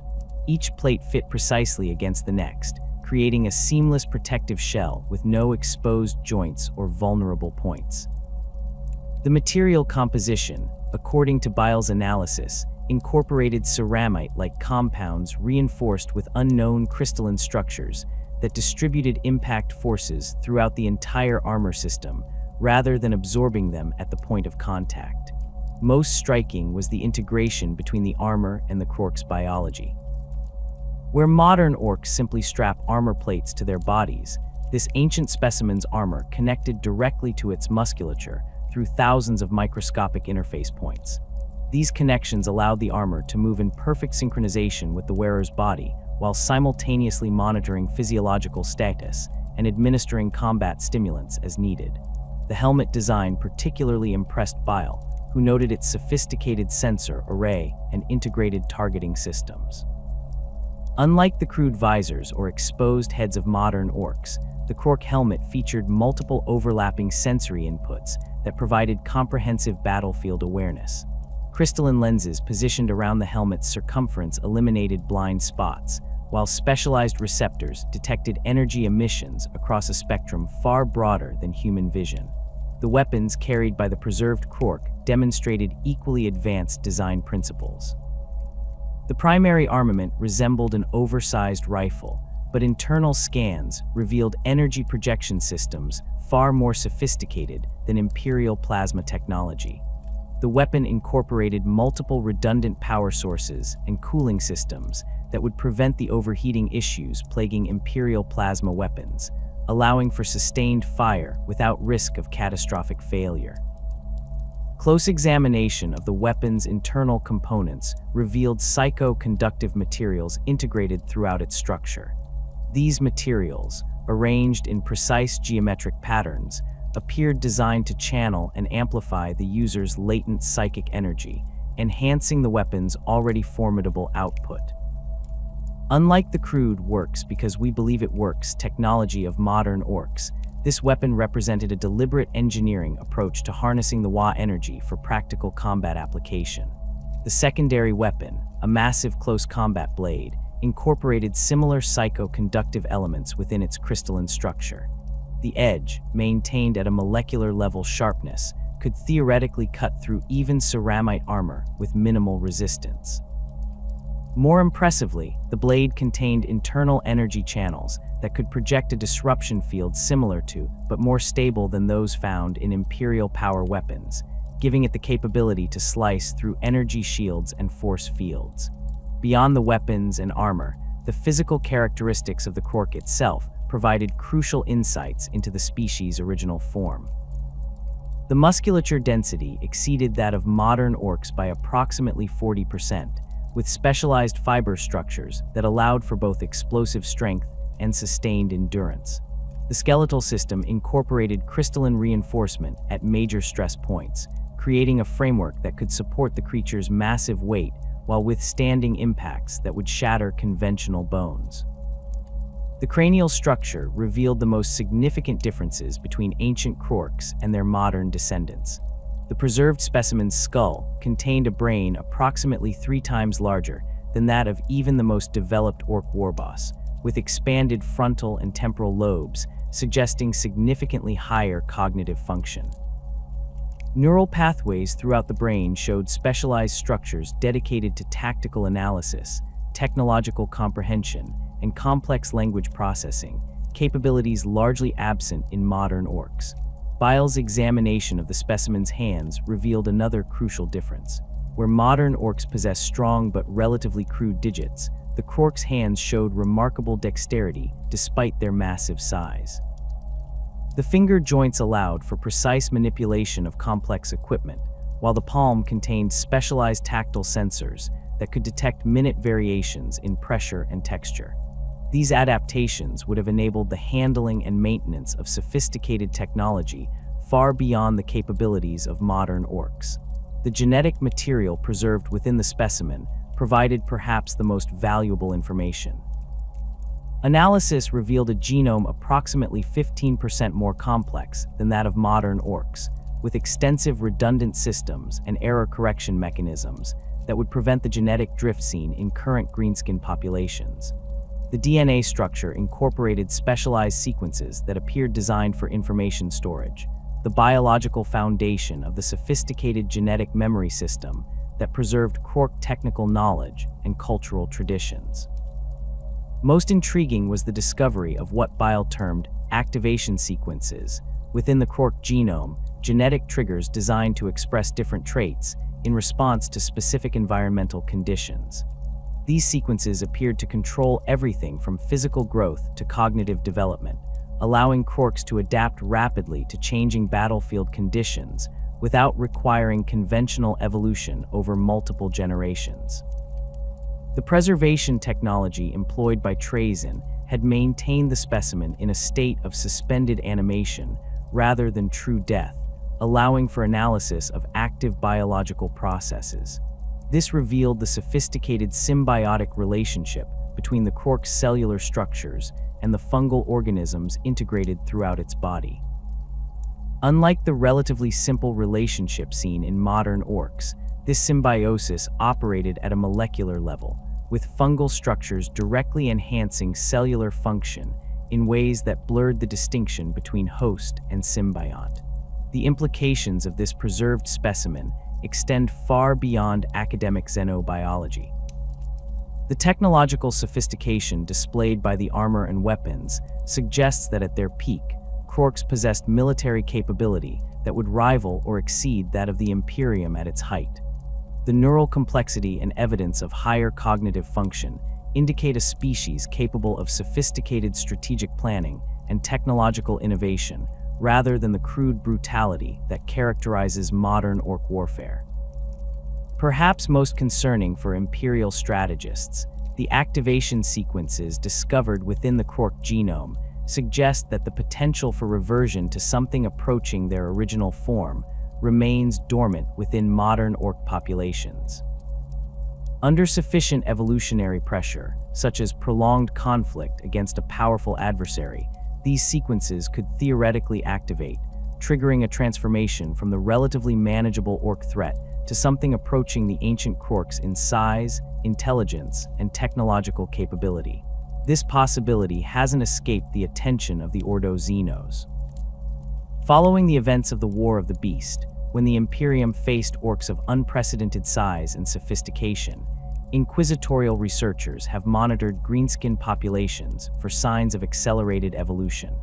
The emergence of Primork Gozkal Thraka, whose tactical acumen and organizational ability far exceed typical Ork leaders, has raised particular concern among those familiar with the Solemnis specimen. The technological implications of the preserved Krork extend beyond weapons and armor. The integration of biological and mechanical systems seen in the specimen suggests an approach to technology fundamentally different from both Imperial and Mechanicus traditions. Where human technology remains distinct from human biology, Krork technology appears to have been conceived as a direct extension of their biological systems, blurring the line between organism and machine. This biomechanical integration manifested most clearly in the armor interfaces, which connected directly to the Krork's nervous system through fungal filaments that penetrated the skin and bonded with nerve clusters. These connections allowed for reaction times far faster than any manual control system could provide, while simultaneously creating a two-way flow of information between armor and wearer. The armor didn't merely protect the Krork, it actively monitored its biological status and adjusted its own systems accordingly. The power generation system incorporated into the armor revealed equally sophisticated design principles. Rather than relying solely on conventional energy sources, the system appeared designed to harvest and amplify the Krork's own bioelectric field, creating a self-sustaining power loop that required minimal external input. This approach to energy management far exceeds even the most efficient Imperial power systems, which remain dependent on regular refueling or recharging regardless of design. The weapons carried by the specimen demonstrated similar biointegration. The trigger mechanisms connected directly to the nervous system through the armor interfaces, allowing for firing response times measured in milliseconds rather than the seconds required for conscious decision and physical action. More impressively, targeting systems within the weapons linked directly to the visual cortex, effectively allowing the Krork to aim simply by looking at a target rather than requiring manual alignment. The materials science displayed in both armor and weapons exceeded current Imperial capabilities in several key areas. The crystalline structures incorporated throughout showed evidence of atomic-level engineering, with molecular arrangements precisely calibrated for specific properties, energy conductivity in some components, extreme hardness in others, and psychic responsiveness in yet others. This level of material customization remains beyond the capabilities of all but the most advanced Mechanicus Forge worlds. The psychological implications of the Solemnis specimen may be even more significant than the technological revelations. The neural structures preserved within the Krork's brain suggest a mind capable of complex strategic thinking, technological innovation, and sophisticated communication, a far cry from the crude cunning that characterizes even the most intelligent modern Ork warbosses. This intelligence, combined with the inherent aggression and physical prowess of the greenskin species, would make true Krork's adversaries more dangerous than perhaps any threat currently facing the Imperium. The specimen's physical scale alone presents troubling implications for military planners. At 12 meters tall, the preserved Krork would tower over even Imperial knights, with proportionate strength that could potentially tear through tank armor with its bare hands. The sophisticated armor at war would likely resist all but the heaviest anti-tank weapons, while its integrated weapon systems could devastate infantry formations or light vehicles with ease. A force composed of such beings would require Titan-level firepower to engage effectively. The War of the Beast in the 32nd millennium presented the Imperium with an unprecedented greenskin threat that bore disturbing similarities to the ancient Krorks. The Beast of Ulanor and his 6 prime Orks displayed physical and intellectual characteristics far beyond those of typical Orks, suggesting a partial reversion to their ancestral form under the extreme evolutionary pressure of continuous warfare against the expanding Imperium. Standing at approximately 10 meters tall, the beast towered over even Primaris space marines, approaching the stature of the preserved Krork specimen in Trajan's collection. His physical form displayed the dense musculature and reinforced skeletal structure characteristic of ancient Krorks, though lacking some of the more sophisticated biological adaptations seen in the Solemnis specimen. Picked captures recovered from the Ulanor campaign show a being whose posture and bearing more closely resembled the military precision of the ancient Krork than the hunched, brutish stance of modern Ork warbosses. The armor worn by the beast and his prime Orks represented a significant advancement over standard Ork protection, incorporating interlocking plates with precision joints that allowed for remarkable mobility despite their massive size. While not achieving the seamless biointegration seen in true Krork battle plate, this armor displayed design principles that went beyond the crude, scavenged protection typical of even the largest Ork knobs. Metallurgical analysis of fragments recovered from the final battle on Ulanor revealed alloy compositions significantly more sophisticated than standard Ork metallurgy, with stress distribution properties approaching those of Imperial power armor. Most telling was the neural interface system incorporated into the beast's armor.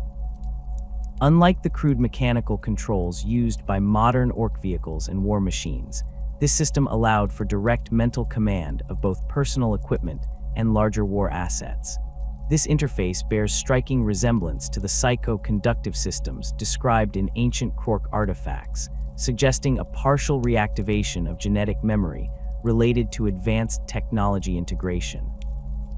The weapons wielded by the beast and his prime Orks similarly displayed technological sophistication far beyond conventional Ork arsenals. Their energy weapons generated focused beams capable of penetrating void shields and adamantium armor with consistent precision, rather than the erratic performance typical of Ork zap guns.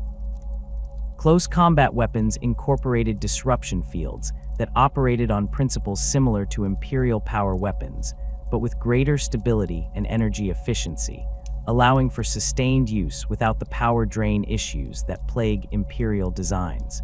The most significant parallel between the beast's forces and ancient Krorks appeared in their organizational structure.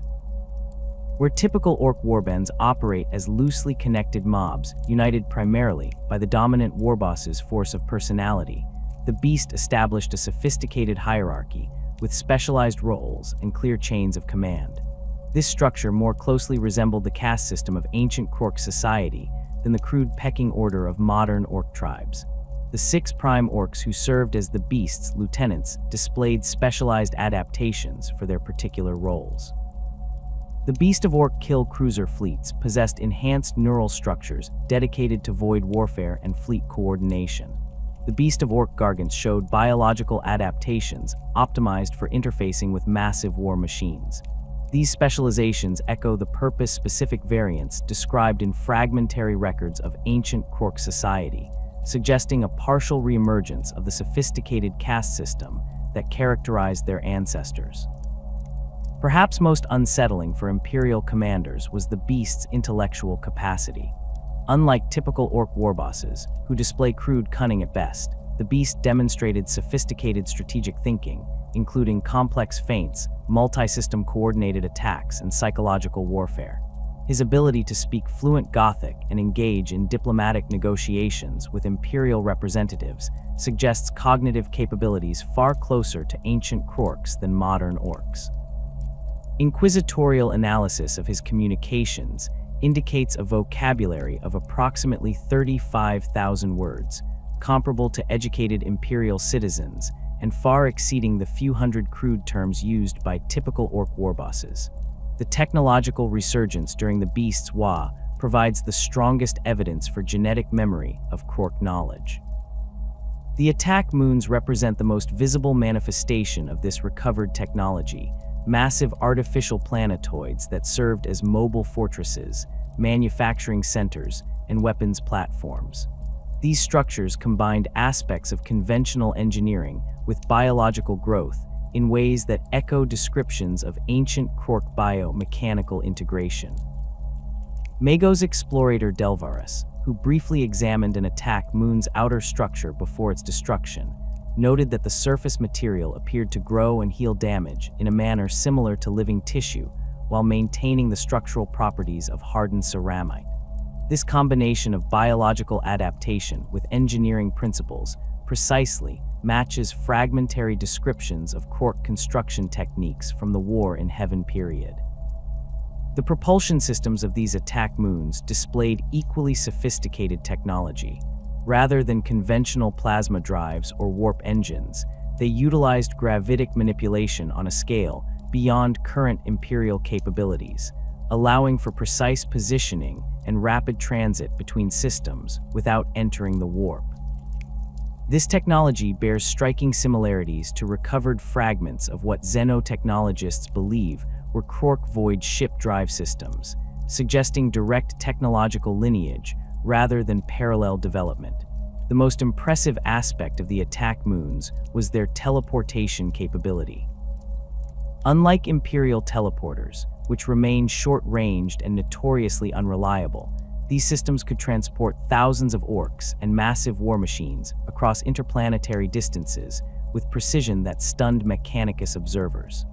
This technology appears to represent a degraded version of the matter transmission systems described in ancient accounts of Krork military operations during the War in Heaven. The power generation systems supporting these massive structures demonstrated efficiency far beyond conventional Ork technology. Instead of the crude reactors typically used in Ork vessels, the attack moons incorporated crystalline energy matrices that harvested and amplified the ambient WAAAGH energy generated by their massive Ork populations. This approach to power generation closely resembles descriptions of ancient Krork energy systems, which similarly leveraged psychic energy as a primary power source. Manufacturing capabilities aboard the attack moons far exceeded those of conventional Ork society.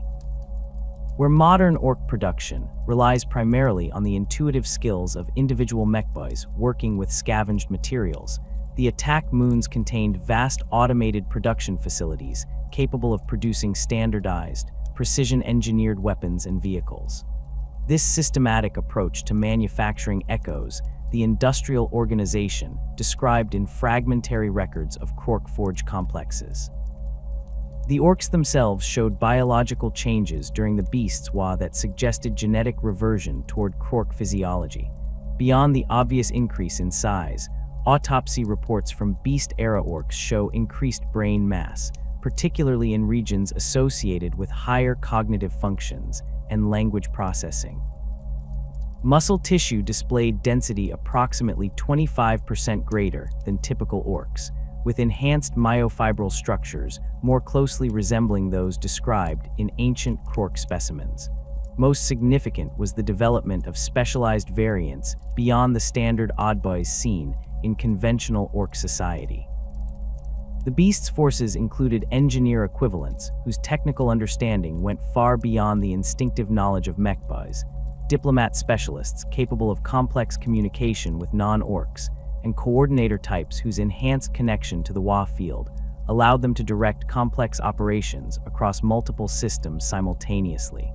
These specialized variants bear striking resemblance to the purpose-specific castes described in ancient Krork social structures. The psychic capabilities displayed during the beasts WAAAGH similarly suggested partial reversion to Krork-level abilities. While conventional Ork weirdboys channel WAAAGH energy primarily as crude destructive force, beast-era psychers demonstrated more sophisticated applications, including long-range communication, limited precognition, and targeted disruption of enemy psychic phenomena. These applications more closely match descriptions of ancient Krork seer equivalents than the uncontrolled power manifestations of modern Ork weirdboys. Imperial reports from this period consistently note the disturbing level of coordination displayed by the beast's forces. Unlike typical Ork warbands, which operate as semi-independent mobs loosely directed by their warboss, these armies executed complex maneuvers with precision that suggested a sophisticated command structure. Multiple formations would coordinate their actions across vast distances, implementing pincer movements, feints, and strategic withdrawals that baffled Imperial commanders accustomed to the straightforward aggression of conventional Ork tactics. This coordination extended to void operations as well. The beast's fleet movements displayed strategic sophistication rarely seen even in Imperial naval operations, with precise positioning, coordinated strike groups, and effective screening formations.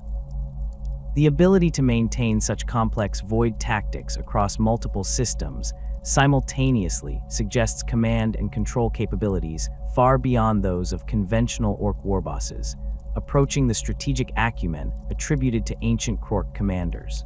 The language used by beast-era Orks provides further evidence of genetic reversion toward Krork sophistication. WAAAGH's captures from this period reveal a dialect significantly more complex than the crude Orkish spoken by conventional greenskins. This language incorporated complex grammatical structures, abstract concepts, and technical terminology entirely absent from modern Ork communication. Linguists from the Ordo Xenos who analyzed these recordings noted similarities to fragmentary Krork communications recovered from ancient data crystals, suggesting partial recovery of their ancestral language. Perhaps the most concerning aspect of the beast's forces was their ability to learn and adapt. Where conventional Ork tactics remain relatively static, relying on overwhelming numbers and brute force rather than tactical innovation, Beast-era commanders demonstrated the ability to analyze Imperial responses and develop effective counters. This adaptive capability suggests cognitive flexibility far closer to ancient Krorks than modern Orks, whose tactical approaches remain largely instinctual rather than analytical. The infrastructure established by the beast's forces on occupied worlds further demonstrates the resurgence of Krork organizational capabilities. Rather than the haphazard settlements typical of Ork occupation, these worlds featured carefully planned military-industrial complexes optimized for resource extraction, manufacturing, and troop deployment. The layout of these facilities followed consistent patterns that maximized efficiency and defensibility, suggesting systematic planning rather than the opportunistic construction seen in conventional Ork territories. Manufacturing facilities within these complexes displayed standardization and quality control entirely absent from typical Ork production.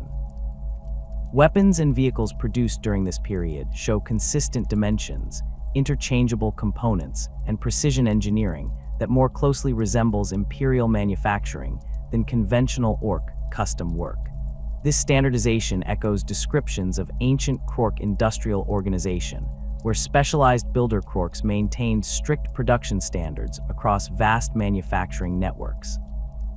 The emergence of WAAAGH as the preeminent Ork warlord of the 41st millennium has drawn significant attention from Ordo Xeno's researchers due to several anomalous characteristics that suggest a potential genetic reversion toward Krork physiological patterns. The most immediately apparent of these characteristics is his unusual cranial development, which differs substantially from typical Ork warbosses both in structure and function. Standard Ork cranial anatomy features a thick, sloped forehead with minimal frontal lobe development. WAAAGH's skull, by contrast, shows significant expansion in regions associated with higher cognitive functions, strategic planning, and complex language processing. Pick captures from the Third War for Armageddon reveal a pronounced cranial ridge and expanded temporal regions that bear striking similarity to skull fragments recovered from ancient Krork battle sites near the Ghoul Stars. This cranial expansion isn't merely cosmetic. Psychic interrogation of captured Orks from WAAAGH's WAAAGH reveals a sophisticated command structure implemented through both conventional hierarchy and psychic projection. Unlike typical warbosses who maintain control primarily through physical intimidation, WAAAGH appears capable of projecting his tactical directives directly into the minds of his subordinates across significant distances, allowing for coordination of forces across multiple fronts simultaneously. Inquisitor Horst Beltran, who spent 3 decades studying WAAAGH's campaigns before his disappearance during the fall of Medusa 5, documented instances where separated elements of WAAAGH's forces executed complex pincer movements despite having no conventional communication. This level of coordination bears uncomfortable resemblance to accounts of ancient Krork military operations, where specialized psychic amplifiers allowed commanders to direct massive armies across vast distances. The source of WAAAGH's enhanced cranial development can be traced to a specific traumatic event early in his rise to power. According to accounts from Orks captured during the early stages of the Second War for Armageddon, WAAAGH survived a bolter round to the head that would have killed most Orks outright. The wound was treated by a painboy known as Mad Doc Grotznik, who replaced the damaged portion of WAAAGH's skull with metal plates and crude augmetics. What makes this case unusual is the biological response to this trauma and augmentation. Where most Orks would simply heal around the foreign material, WAAAGH's brain appears to have actively incorporated the augmetics into its structure, using them as a framework for accelerated neural growth. Magos WAAAGH's Hextus Varn, analyzing third-hand reports from Mechanicus observers on Armageddon, suggested that this integration of technology with biology bears disturbing similarity to the biomechanical integration seen in ancient Krork specimens. The psychic potential demonstrated by WAAAGH far exceeds that of typical Ork warbosses. While all Orks contribute to and draw upon the WAAAGH energy field, most do so unconsciously, with only specialized weirdboys capable of deliberately channeling this power. WAAAGH, by contrast, appears capable of consciously directing and focusing the WAAAGH energy generated by his followers, using it to enhance his physical capabilities, project his will across vast distances, and occasionally glimpse potential futures. This last ability, a form of crude precognition, represents perhaps the most significant parallel with ancient Krork capabilities. WAAAGH has repeatedly demonstrated foreknowledge of imperial movements and deployments that could not have been obtained through conventional intelligence gathering. During the Third War for Armageddon, he withdrew forces from 3 major engagement zones hours before devastating Imperial artillery barrages, despite no visible evidence of the impending attacks. The technological developments within Ghazghkull's Goth clan show equally disturbing parallels to ancient Krork engineering principles. Where typical Ork technology relies primarily on crude imitation and intuitive tinkering, the war machines deployed by Ghazghkull's forces display increasing standardization and systematic improvement across generations. The mechboys under his command appear to be implementing iterative design processes rather than the random modifications typical of Ork engineering. Examination of captured vehicles from Ghazghkull's WAAAGH reveals standardized connection points, interchangeable components, and consistent power distribution systems, features entirely absent from typical Ork technology. These standardized designs allow for field repairs using pre-manufactured components rather than the improvised solutions favored by most mechboys. This approach to manufacturing bears uncomfortable resemblance to the industrial standardization described in fragmentary records of Krork production facilities. The weapons technology deployed by Ghazghkull's forces shows similar advancement. Where typical Ork firearms suffer from inconsistent performance and frequent malfunction, weapons recovered from Ghazghkull's elite units demonstrate remarkable reliability and consistent performance characteristics. Metallurgical analysis of these weapons reveals alloy compositions significantly more sophisticated than standard Ork technology, with precision machine components that reduce jamming and improve accuracy. Energy weapons deployed by Ghazghkull's forces demonstrate particularly concerning advancement.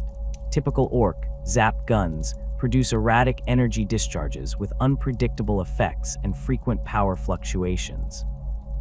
The plasma analog weapons used by Ghazghkull's elite knobs incorporate stabilization systems that prevent the overheating issues common in both Ork and Imperial plasma technology. These systems bear striking similarity to cooling mechanisms described in ancient accounts of Krork energy weapons. The armor worn by Ghazghkull himself represents the most visible manifestation of technological advancement within his forces.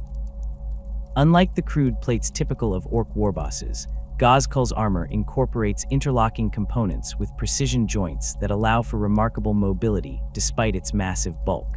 The power systems integrated throughout this armor enhance his already formidable strength while providing protection equivalent to Imperial Terminator plate. Most concerning is the neural interface system incorporated into Ghazghkull's armor. Unlike the crude mechanical controls used by typical Ork war leaders, this system appears to connect directly to his nervous system through the metal plates embedded in his skull. This interface allows for reaction times far faster than conventional control systems could provide, giving him combat capabilities that exceed even those of experienced Space Marine commanders. The technology bears uncomfortable resemblance to the biomechanical integration described in accounts of ancient Krork battle plate. The organizational structure implemented by Ghazghkull across his expanding empire shows equally disturbing parallels to ancient Krork social hierarchies. Where typical Ork warbands operate as loosely connected mobs united primarily by the dominant warboss's force of personality, Ghazghkull has established a sophisticated command structure with specialized roles and clear chains of authority that extend far beyond his immediate presence. This structure includes dedicated communication specialists who maintain contact between separated elements of his forces, logistics coordinators who ensure steady supply of ammunition and equipment to frontline units, and specialized assault formations trained for specific battlefield roles rather than the generalized mob tactics favored by most Ork warbands. This level of specialization and coordination bears uncomfortable resemblance to the caste-based organization described in fragmentary records of Krork military operations. The religious dimension of Ghazghkull's leadership represents another parallel with ancient Krork society, where typical Ork warbosses maintain control primarily through physical dominance. Ghazghkull has cultivated a quasi-religious authority based on his claimed communication with the Ork gods Gork and Mork. This religious aspect provides a unifying ideology that extends his influence far beyond what physical intimidation alone could achieve. This religious authority allows WAAAGH to implement strategic decisions that would face resistance from typical Ork commanders, including tactical withdrawals, resource conservation, and long-term planning, concepts largely alien to conventional Ork thought. The combination of religious authority with military command bears striking similarity to the dual role played by prime Krorks in ancient Greenskin society, where military leadership was reinforced by psychic dominance and ideological control.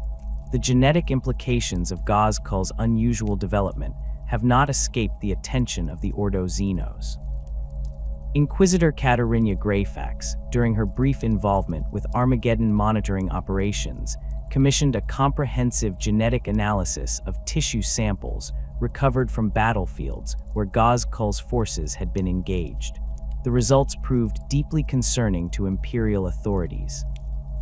The genetic material showed evidence of activated sequences previously dormant in standard Ork DNA, sequences that correspond to regions identified in ancient Krork specimens associated with enhanced cognitive function, psychic potential, and sophisticated biological systems.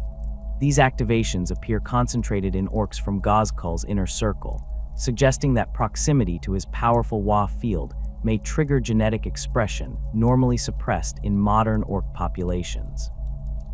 Most alarming was the discovery of what WAAAGH's WAAAGH Hextus Varn termed recursive enhancement patterns within these activated sequences.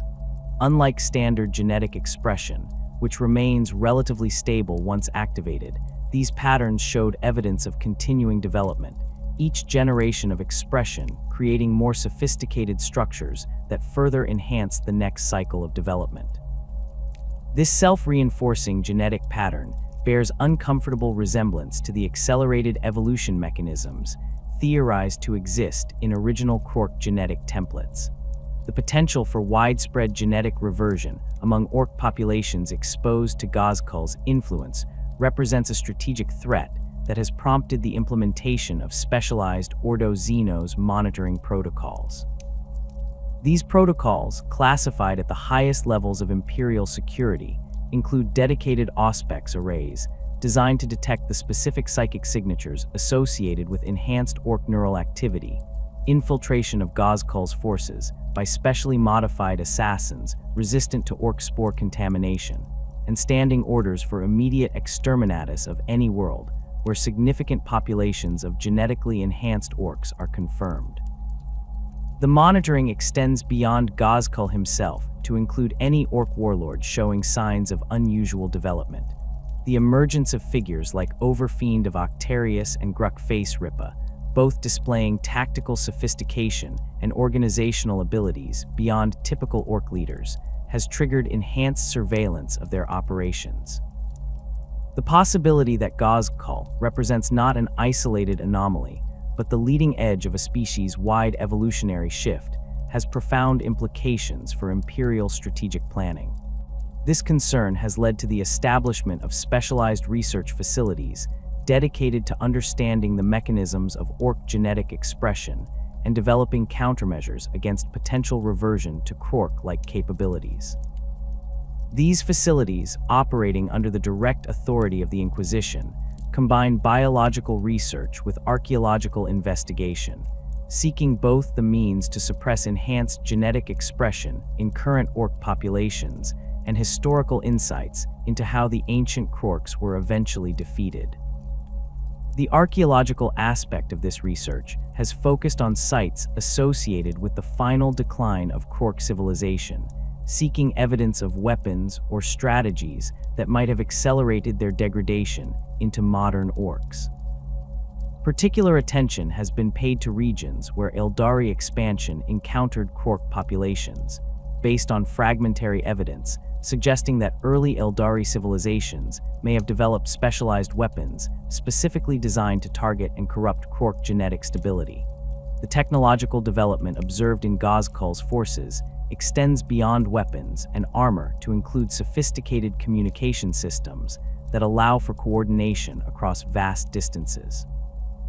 Unlike the crude Vox systems used by typical Ork warbands, which rarely extend beyond shouting range, the communication network implemented by Ghazghkull's forces incorporates elements of psychic amplification that enable clear transmission across interplanetary distances. This communication network bears uncomfortable resemblance to the psychic coordination systems described in ancient accounts of Krork military operations. The technology combines conventional electromagnetic transmission with psychic amplification, allowing Ghazghkull to maintain direct control over forces spread across multiple star systems simultaneously. This level of command and control represents a quantum leap beyond the capabilities of typical Ork warbands, whose effectiveness typically diminishes rapidly with distance from their warboss. The Octarius War stands as perhaps the most significant evolutionary pressure exerted on the Ork species since the War of the Beast. When Hive Fleet Leviathan's tendrils first penetrated the Octarius sector in the late 41st millennium, Inquisitor Kryptman's desperate gambit to redirect the Tyranid threat unwittingly created the perfect crucible for Orkish advancement.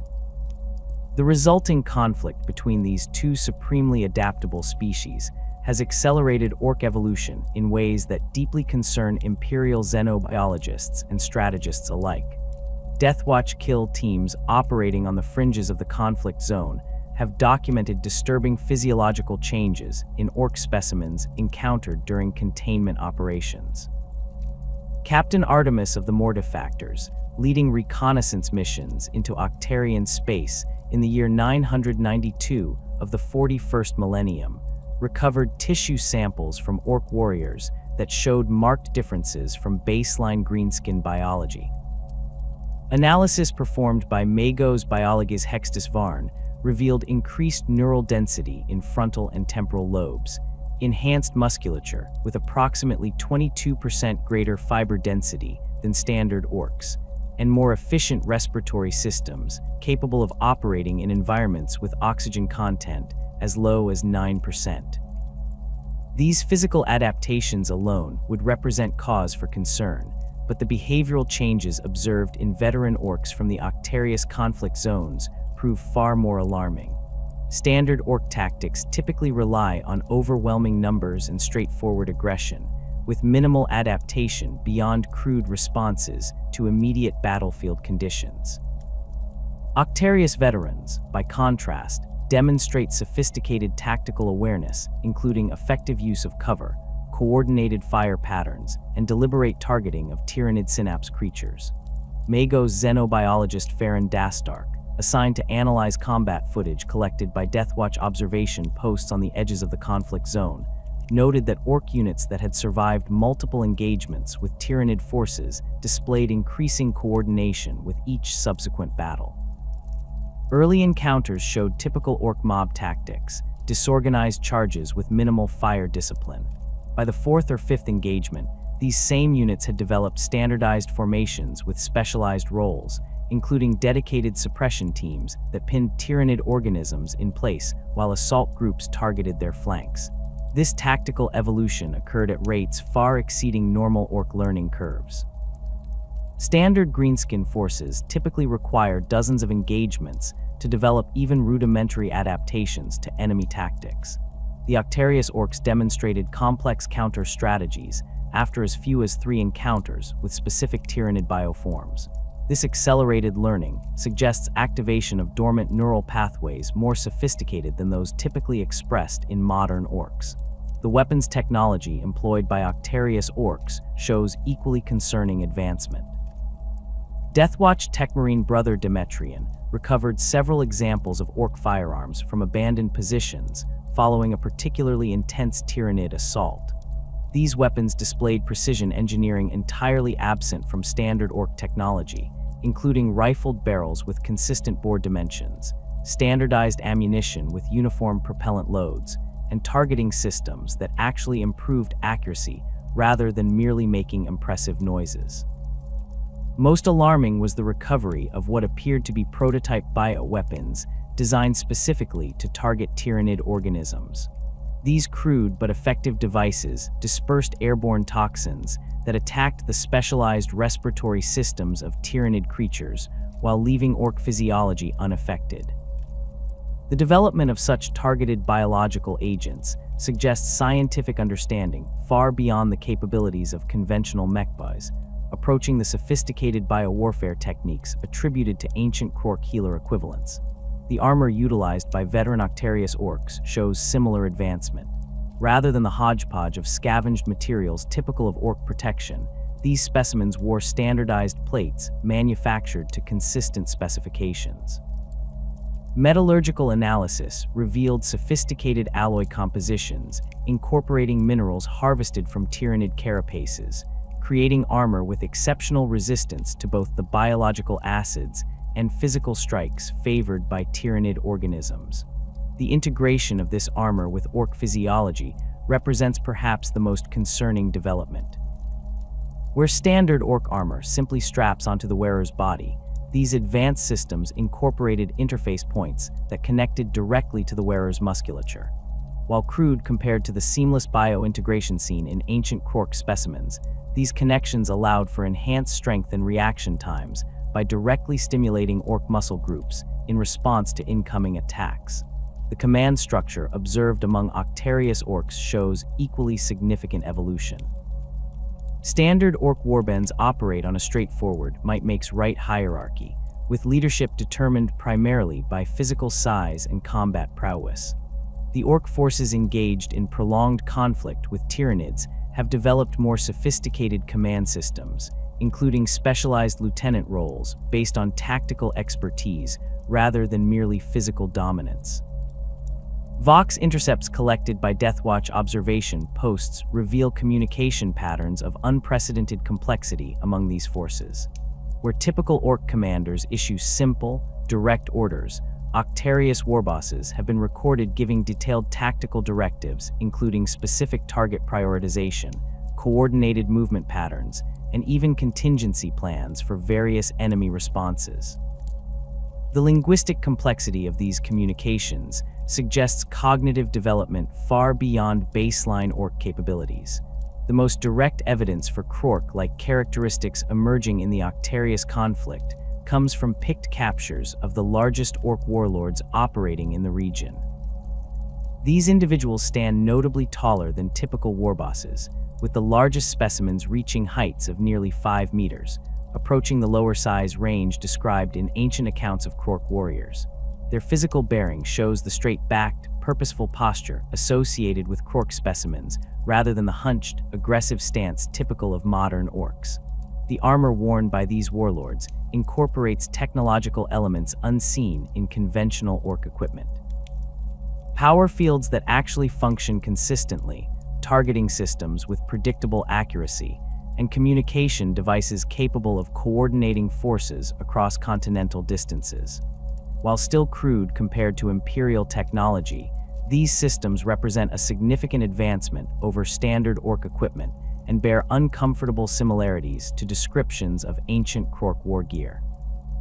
Inquisitor Callistrati of the Ordo Xenos, who maintained a network of observers throughout the initial stages of the Octarius conflict, compiled a classified assessment of the evolutionary patterns observed among the greenskin forces.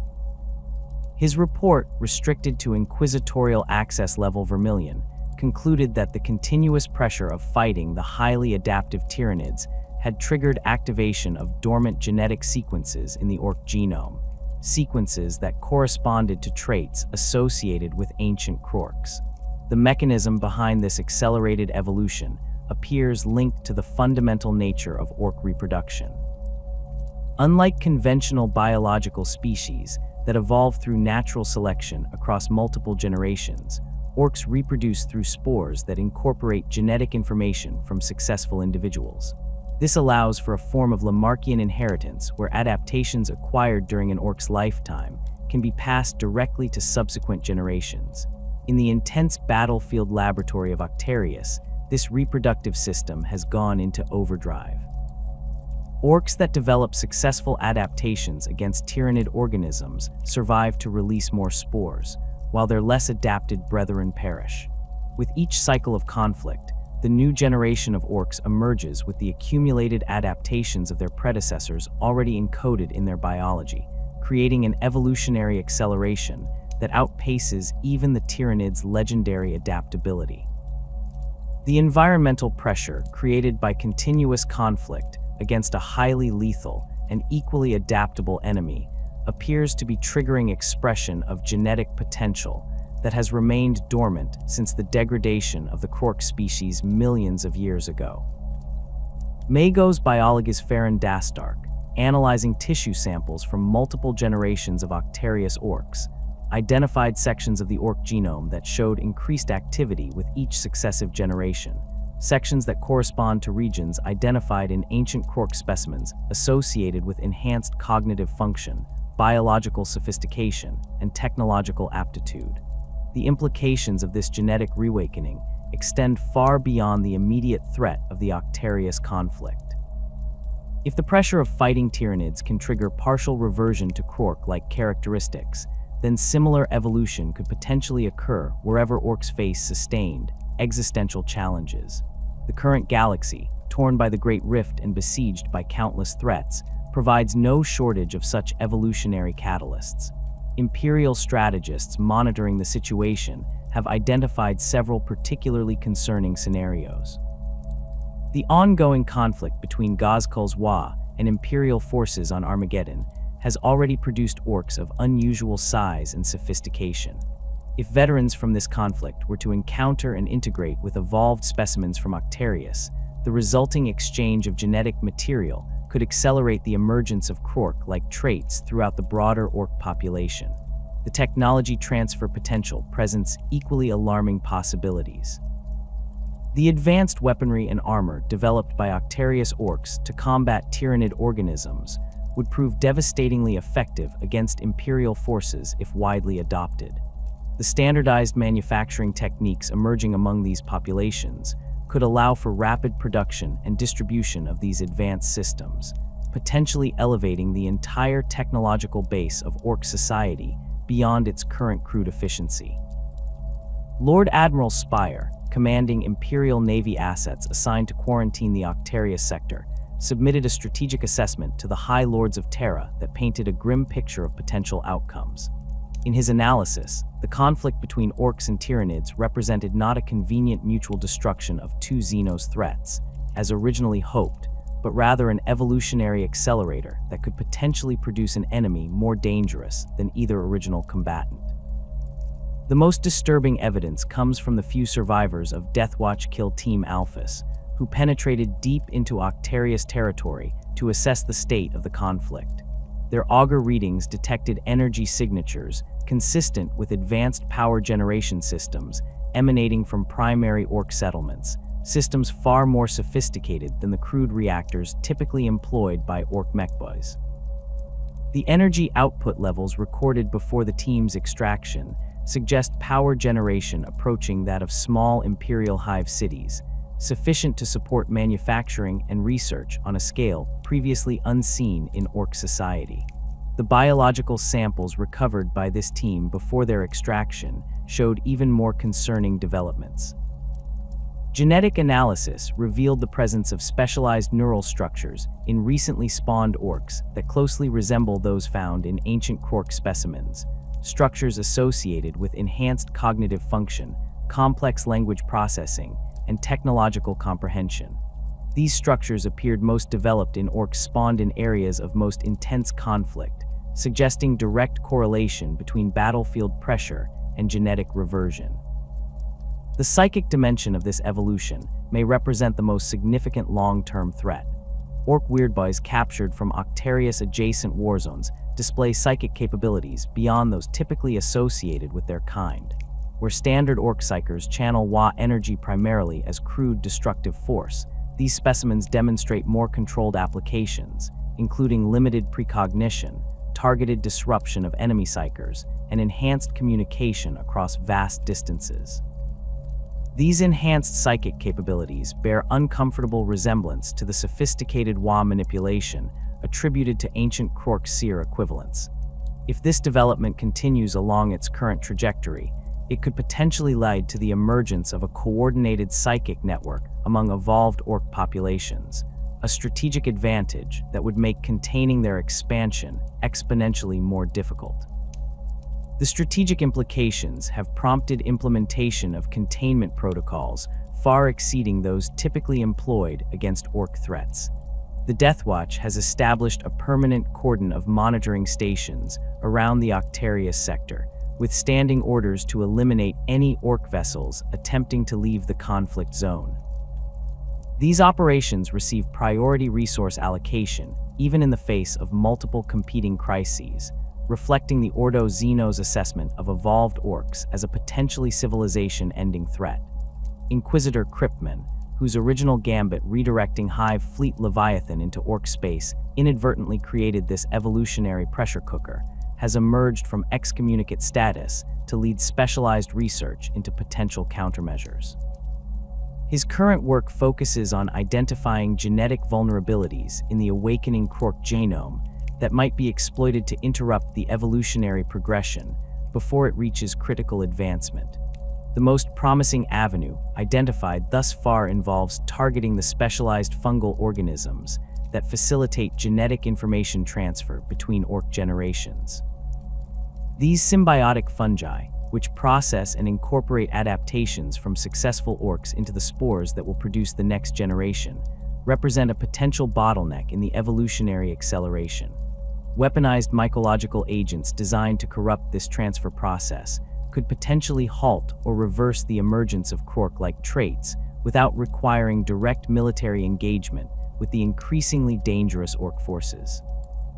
The potential re-emergence of Krork-like characteristics in the Ork species represents one of the most significant strategic threats facing the Imperium in the 42nd millennium.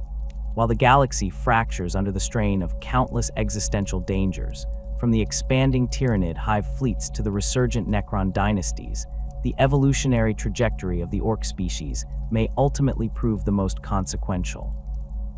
Strategic assessment documents compiled by Lord General Castor of the Cadian Eighth indicate that even a partial reversion to Krork capabilities could shift the balance of power decisively against Imperial interests.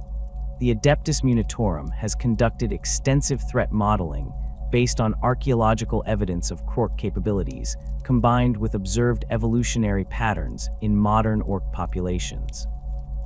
These models suggest that if even 15% of current Ork forces were to develop characteristics comparable to those displayed during the War of the Beast, the Imperium would be forced to commit approximately 70% of its military resources to containment operations, leaving minimal forces available to counter other Xenos threats or suppress internal rebellions. More concerning are projections involving full Krork reversion. The classified Solemnis Contingency document, drafted by Ordo Xeno's Inquisitor Callistrati after reviewing the preserved specimen in Trajan's collection, estimates that a galaxy-wide emergence of true Krorks would exceed the Imperium's containment capabilities by a factor of at least 6. Even with the return of Robute Guilliman and the introduction of Primaris Space Marines, Imperial military assets simply lack the necessary force projection to counter a species combining Ork numbers with Krork sophistication. The technological implications prove equally alarming. Current Ork technology, while crude and unreliable by Imperial standards, already poses significant challenges due to its sheer destructive potential and endless adaptability. Krork technology, based on recovered artifacts and historical accounts, operated at a level that would rival or exceed current Adeptus Mechanicus capabilities in many areas. The prospect of Ork forces equipped with weapons and armor approaching this level of sophistication represents a fundamental shift in the strategic calculus of galactic warfare. Magos Dominus Hieronymus Tesla of the Adeptus Mechanicus Research Facility on Graia has conducted comparative analysis of weapons technology recovered from various Ork populations, showing signs of accelerated evolution. His findings indicate a clear progression toward more sophisticated energy management systems, more precise manufacturing tolerances, and more efficient power generation.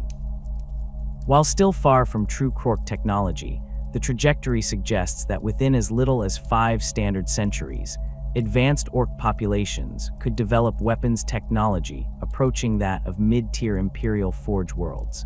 The most immediate concern involves defensive measures against increasingly sophisticated Ork weaponry. Current Imperial armor designs, particularly those issued to standard Astra Militarum forces, were developed primarily to counter weapons within expected performance parameters for typical Ork technology. The enhanced penetration capabilities already observed in weapons recovered from Octarius adjacent warzones exceed these parameters by approximately 35%, rendering standard flak armor effectively useless, and even compromising the protection offered by carapace armor. The Adeptus Munitorum has initiated Project Adamant Shield to address this emerging threat, focusing on developing more resilient armor systems that can be mass-produced with available resources. Early prototypes incorporate layered ceramite with impact reactive gel substrates, providing enhanced protection against both the increased penetration of evolved Ork projectile weapons and the higher energy output of their improving energy weapons. However, production limitations mean that even if these designs prove effective, equipping frontline forces will take decades under current manufacturing constraints. Offensive countermeasures present equally significant challenges. Historical records from the War of the Beast indicate that conventional Imperial weapons struggled to penetrate the armor worn by the Beast and its prime Orks. If modern Orks were to develop protection approaching this level of sophistication, standard issue lasguns and autoguns would become effectively obsolete as anti-Ork weapons. Even Space Marine bolters, the mainstay of the Adeptus Astartes arsenal, might prove insufficient against truly advanced Ork armor. Lord Commander Guilliman, recognizing this potential threat, has directed the Adeptus Mechanicus to prioritize research into weapons specifically designed to counter evolved Ork physiology. This initiative, designated Operation Krork Hammer, focuses on identifying vulnerabilities unique to the Ork/Krork biological structure that might be exploited even as their technology improves. Preliminary research suggests that despite their increasing sophistication, evolved Orks retain certain fundamental biological constants that might provide targeting opportunities for specialized weapons. The most promising avenue involves disrupting the symbiotic relationship between Ork bodies and their integrated fungal components. Magos biologist Hextus Varn has developed experimental mycophagic compounds that selectively target the specialized fungi that facilitate Ork healing and growth without affecting other biological systems. Weapons deploying these compounds could potentially bypass physical armor entirely, attacking the Ork's internal biological systems directly. Field tests against captured specimens show mortality rates exceeding 80% with exposure to concentrated doses, though delivery mechanisms for battlefield application remain under development. Energy weapons tuned to specific frequencies have shown similar promise. Analysis of tissue samples from both modern Orks and the limited available Krork specimens indicates unique resonance patterns in their cellular structures.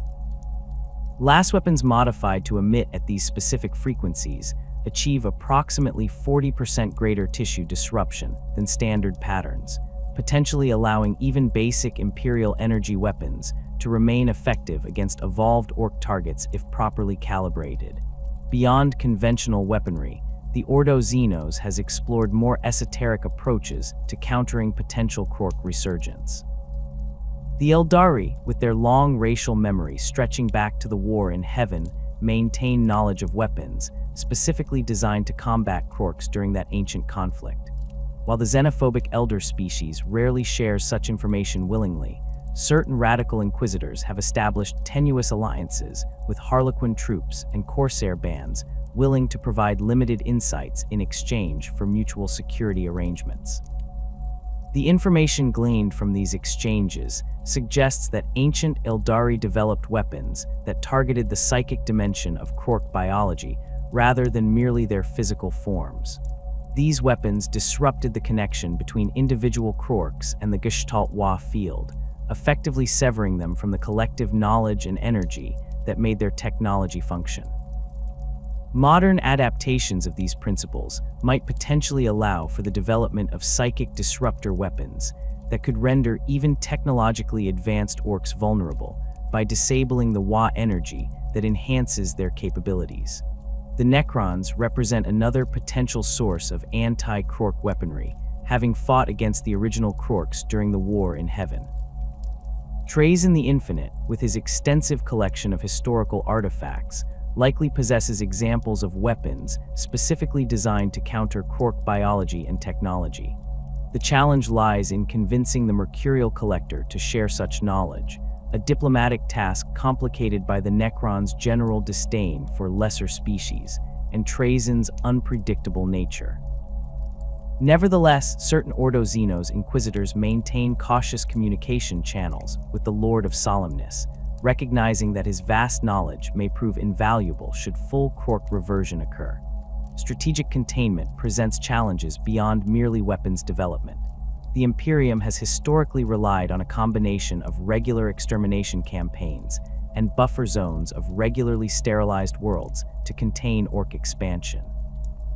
This approach, while resource-intensive, has proven reasonably effective against conventional Orc threats. Against Orcs displaying Krork-like technological sophistication and strategic acumen, these traditional containment methods would likely prove insufficient. The Death Watch, specialists in anti-Xenos warfare, have begun developing new tactical doctrines specifically designed to counter evolved Orc forces. These doctrines emphasize targeting command structures and communication networks rather than merely achieving maximum casualties, recognizing that evolved Orcs with enhanced coordination capabilities present fundamentally different strategic challenges than conventional greenskin hordes. Specialized kill teams equipped with experimental weapons and extensive tactical briefings have been deployed to regions showing signs of accelerated Orc evolution, both to test these new approaches and to eliminate particularly advanced specimens before they can spread their genetic adaptations to the broader Orc population. Beyond direct military response, the Imperium has implemented extensive monitoring systems to track potential evolutionary acceleration among Orc populations. The prognosticars of the Ordo Xenos maintain a network of observation posts throughout Orc-controlled and contested space, collecting biological samples and battlefield performance data to identify emerging patterns of advancement. These monitoring operations receive priority resource allocation even in the face of competing crises, reflecting the assessment of evolved Orcs as a potentially civilization-ending threat. The most comprehensive monitoring focuses on the Octarius sector, where conflict with Tyranids has created the most intense evolutionary pressure currently affecting Orc populations. The quarantine cordon established around this region involves not only conventional military assets, but also specialized detection systems designed to identify the unique energy signatures associated with advanced Orc technology and the distinctive biological markers of evolved Orc physiology. Any vessel attempting to leave the quarantine zone undergoes extensive scanning, with standing orders to destroy any ship showing signs of Orc contamination, regardless of other considerations. The strategic balance of the galaxy would shift dramatically if Orcs were to approach their ancestral Krork capabilities on a significant scale. Current power dynamics rely heavily on the fact that while numerous and individually formidable, Orcs lack the coordination and technological sophistication to fully leverage their potential. A species combining Orc numbers and reproductive capacity with Krork intelligence, organization, and technology would represent a threat potentially exceeding even that posed by the Tyranid hive mind or awakening Necron dynasties. The impact would be felt first along the existing frontiers of Orc expansion. Worlds that currently maintain effective defense against conventional Orc raids would find themselves overwhelmed by coordinated assaults employing sophisticated tactics and advanced weaponry. The resulting territorial losses would create a cascade effect, with each conquered world providing additional resources and manufacturing capacity to support further expansion. Imperial strategic projections suggest that without immediate and overwhelming response, such expansion could become self-sustaining within as few as 5 standard years of initial breakthrough. The economic implications for the Imperium would prove equally severe.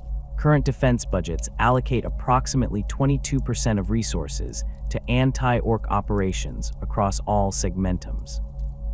Strategic assessments indicate that this allocation would need to increase to at least 65% to counter Orks approaching Krork capabilities, requiring either substantial reduction in defenses against other threats or significant increases in resource extraction from already overtaxed worlds. Neither option appears sustainable in the long term, creating the potential for systemic collapse even without direct military defeat. The most optimistic assessments suggest that true Krork reversion remains unlikely in the short term, with most evolutionary advancement limited to isolated populations under extreme pressure.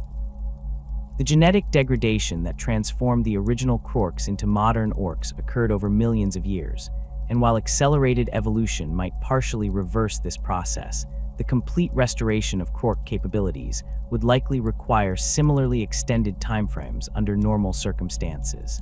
However, the galaxy of the 42nd millennium hardly represents normal circumstances. The psychic awakening, the Great Rift, and the increasing intensity of conflicts across all sectors create unprecedented evolutionary pressures. More concerning, the Ork species possesses unique reproductive characteristics that allow for the rapid dissemination of beneficial adaptations throughout their population. A single successful mutation can spread across an entire Ork-held system within a few generations through spore distribution, potentially accelerating evolutionary processes that would take millennia in conventional species. The Imperium of Man has survived countless existential threats throughout its long and bloody history. From the Horus Heresy to the War of the Beast, from Tyranid hive fleets to Necron awakenings, humanity has endured through sacrifice, faith, and sheer stubborn determination. The potential reemergence of the Krorks represents yet another challenge in this unending struggle for survival. Whether the Imperium possesses the resources, technology, and strategic flexibility to counter this emerging threat remains to be seen, but the consequences of failure would reshape the galaxy in ways not seen since the war in heaven itself. In the grim darkness of the far future, the ancient enemies of the old ones stir once more. The green tide that once stood against the star gods may rise again, not as the crude barbarians that have plagued the galaxy for millennia, but as the engineered warriors they were created to be. For the Imperium, already beset by enemies without and within, this evolutionary resurgence may prove the final test of humanity's claim to galactic dominance. The weapons are being forged, the strategies developed, and the warriors trained, but only time will tell if these preparations will prove sufficient against the return of the Krorks.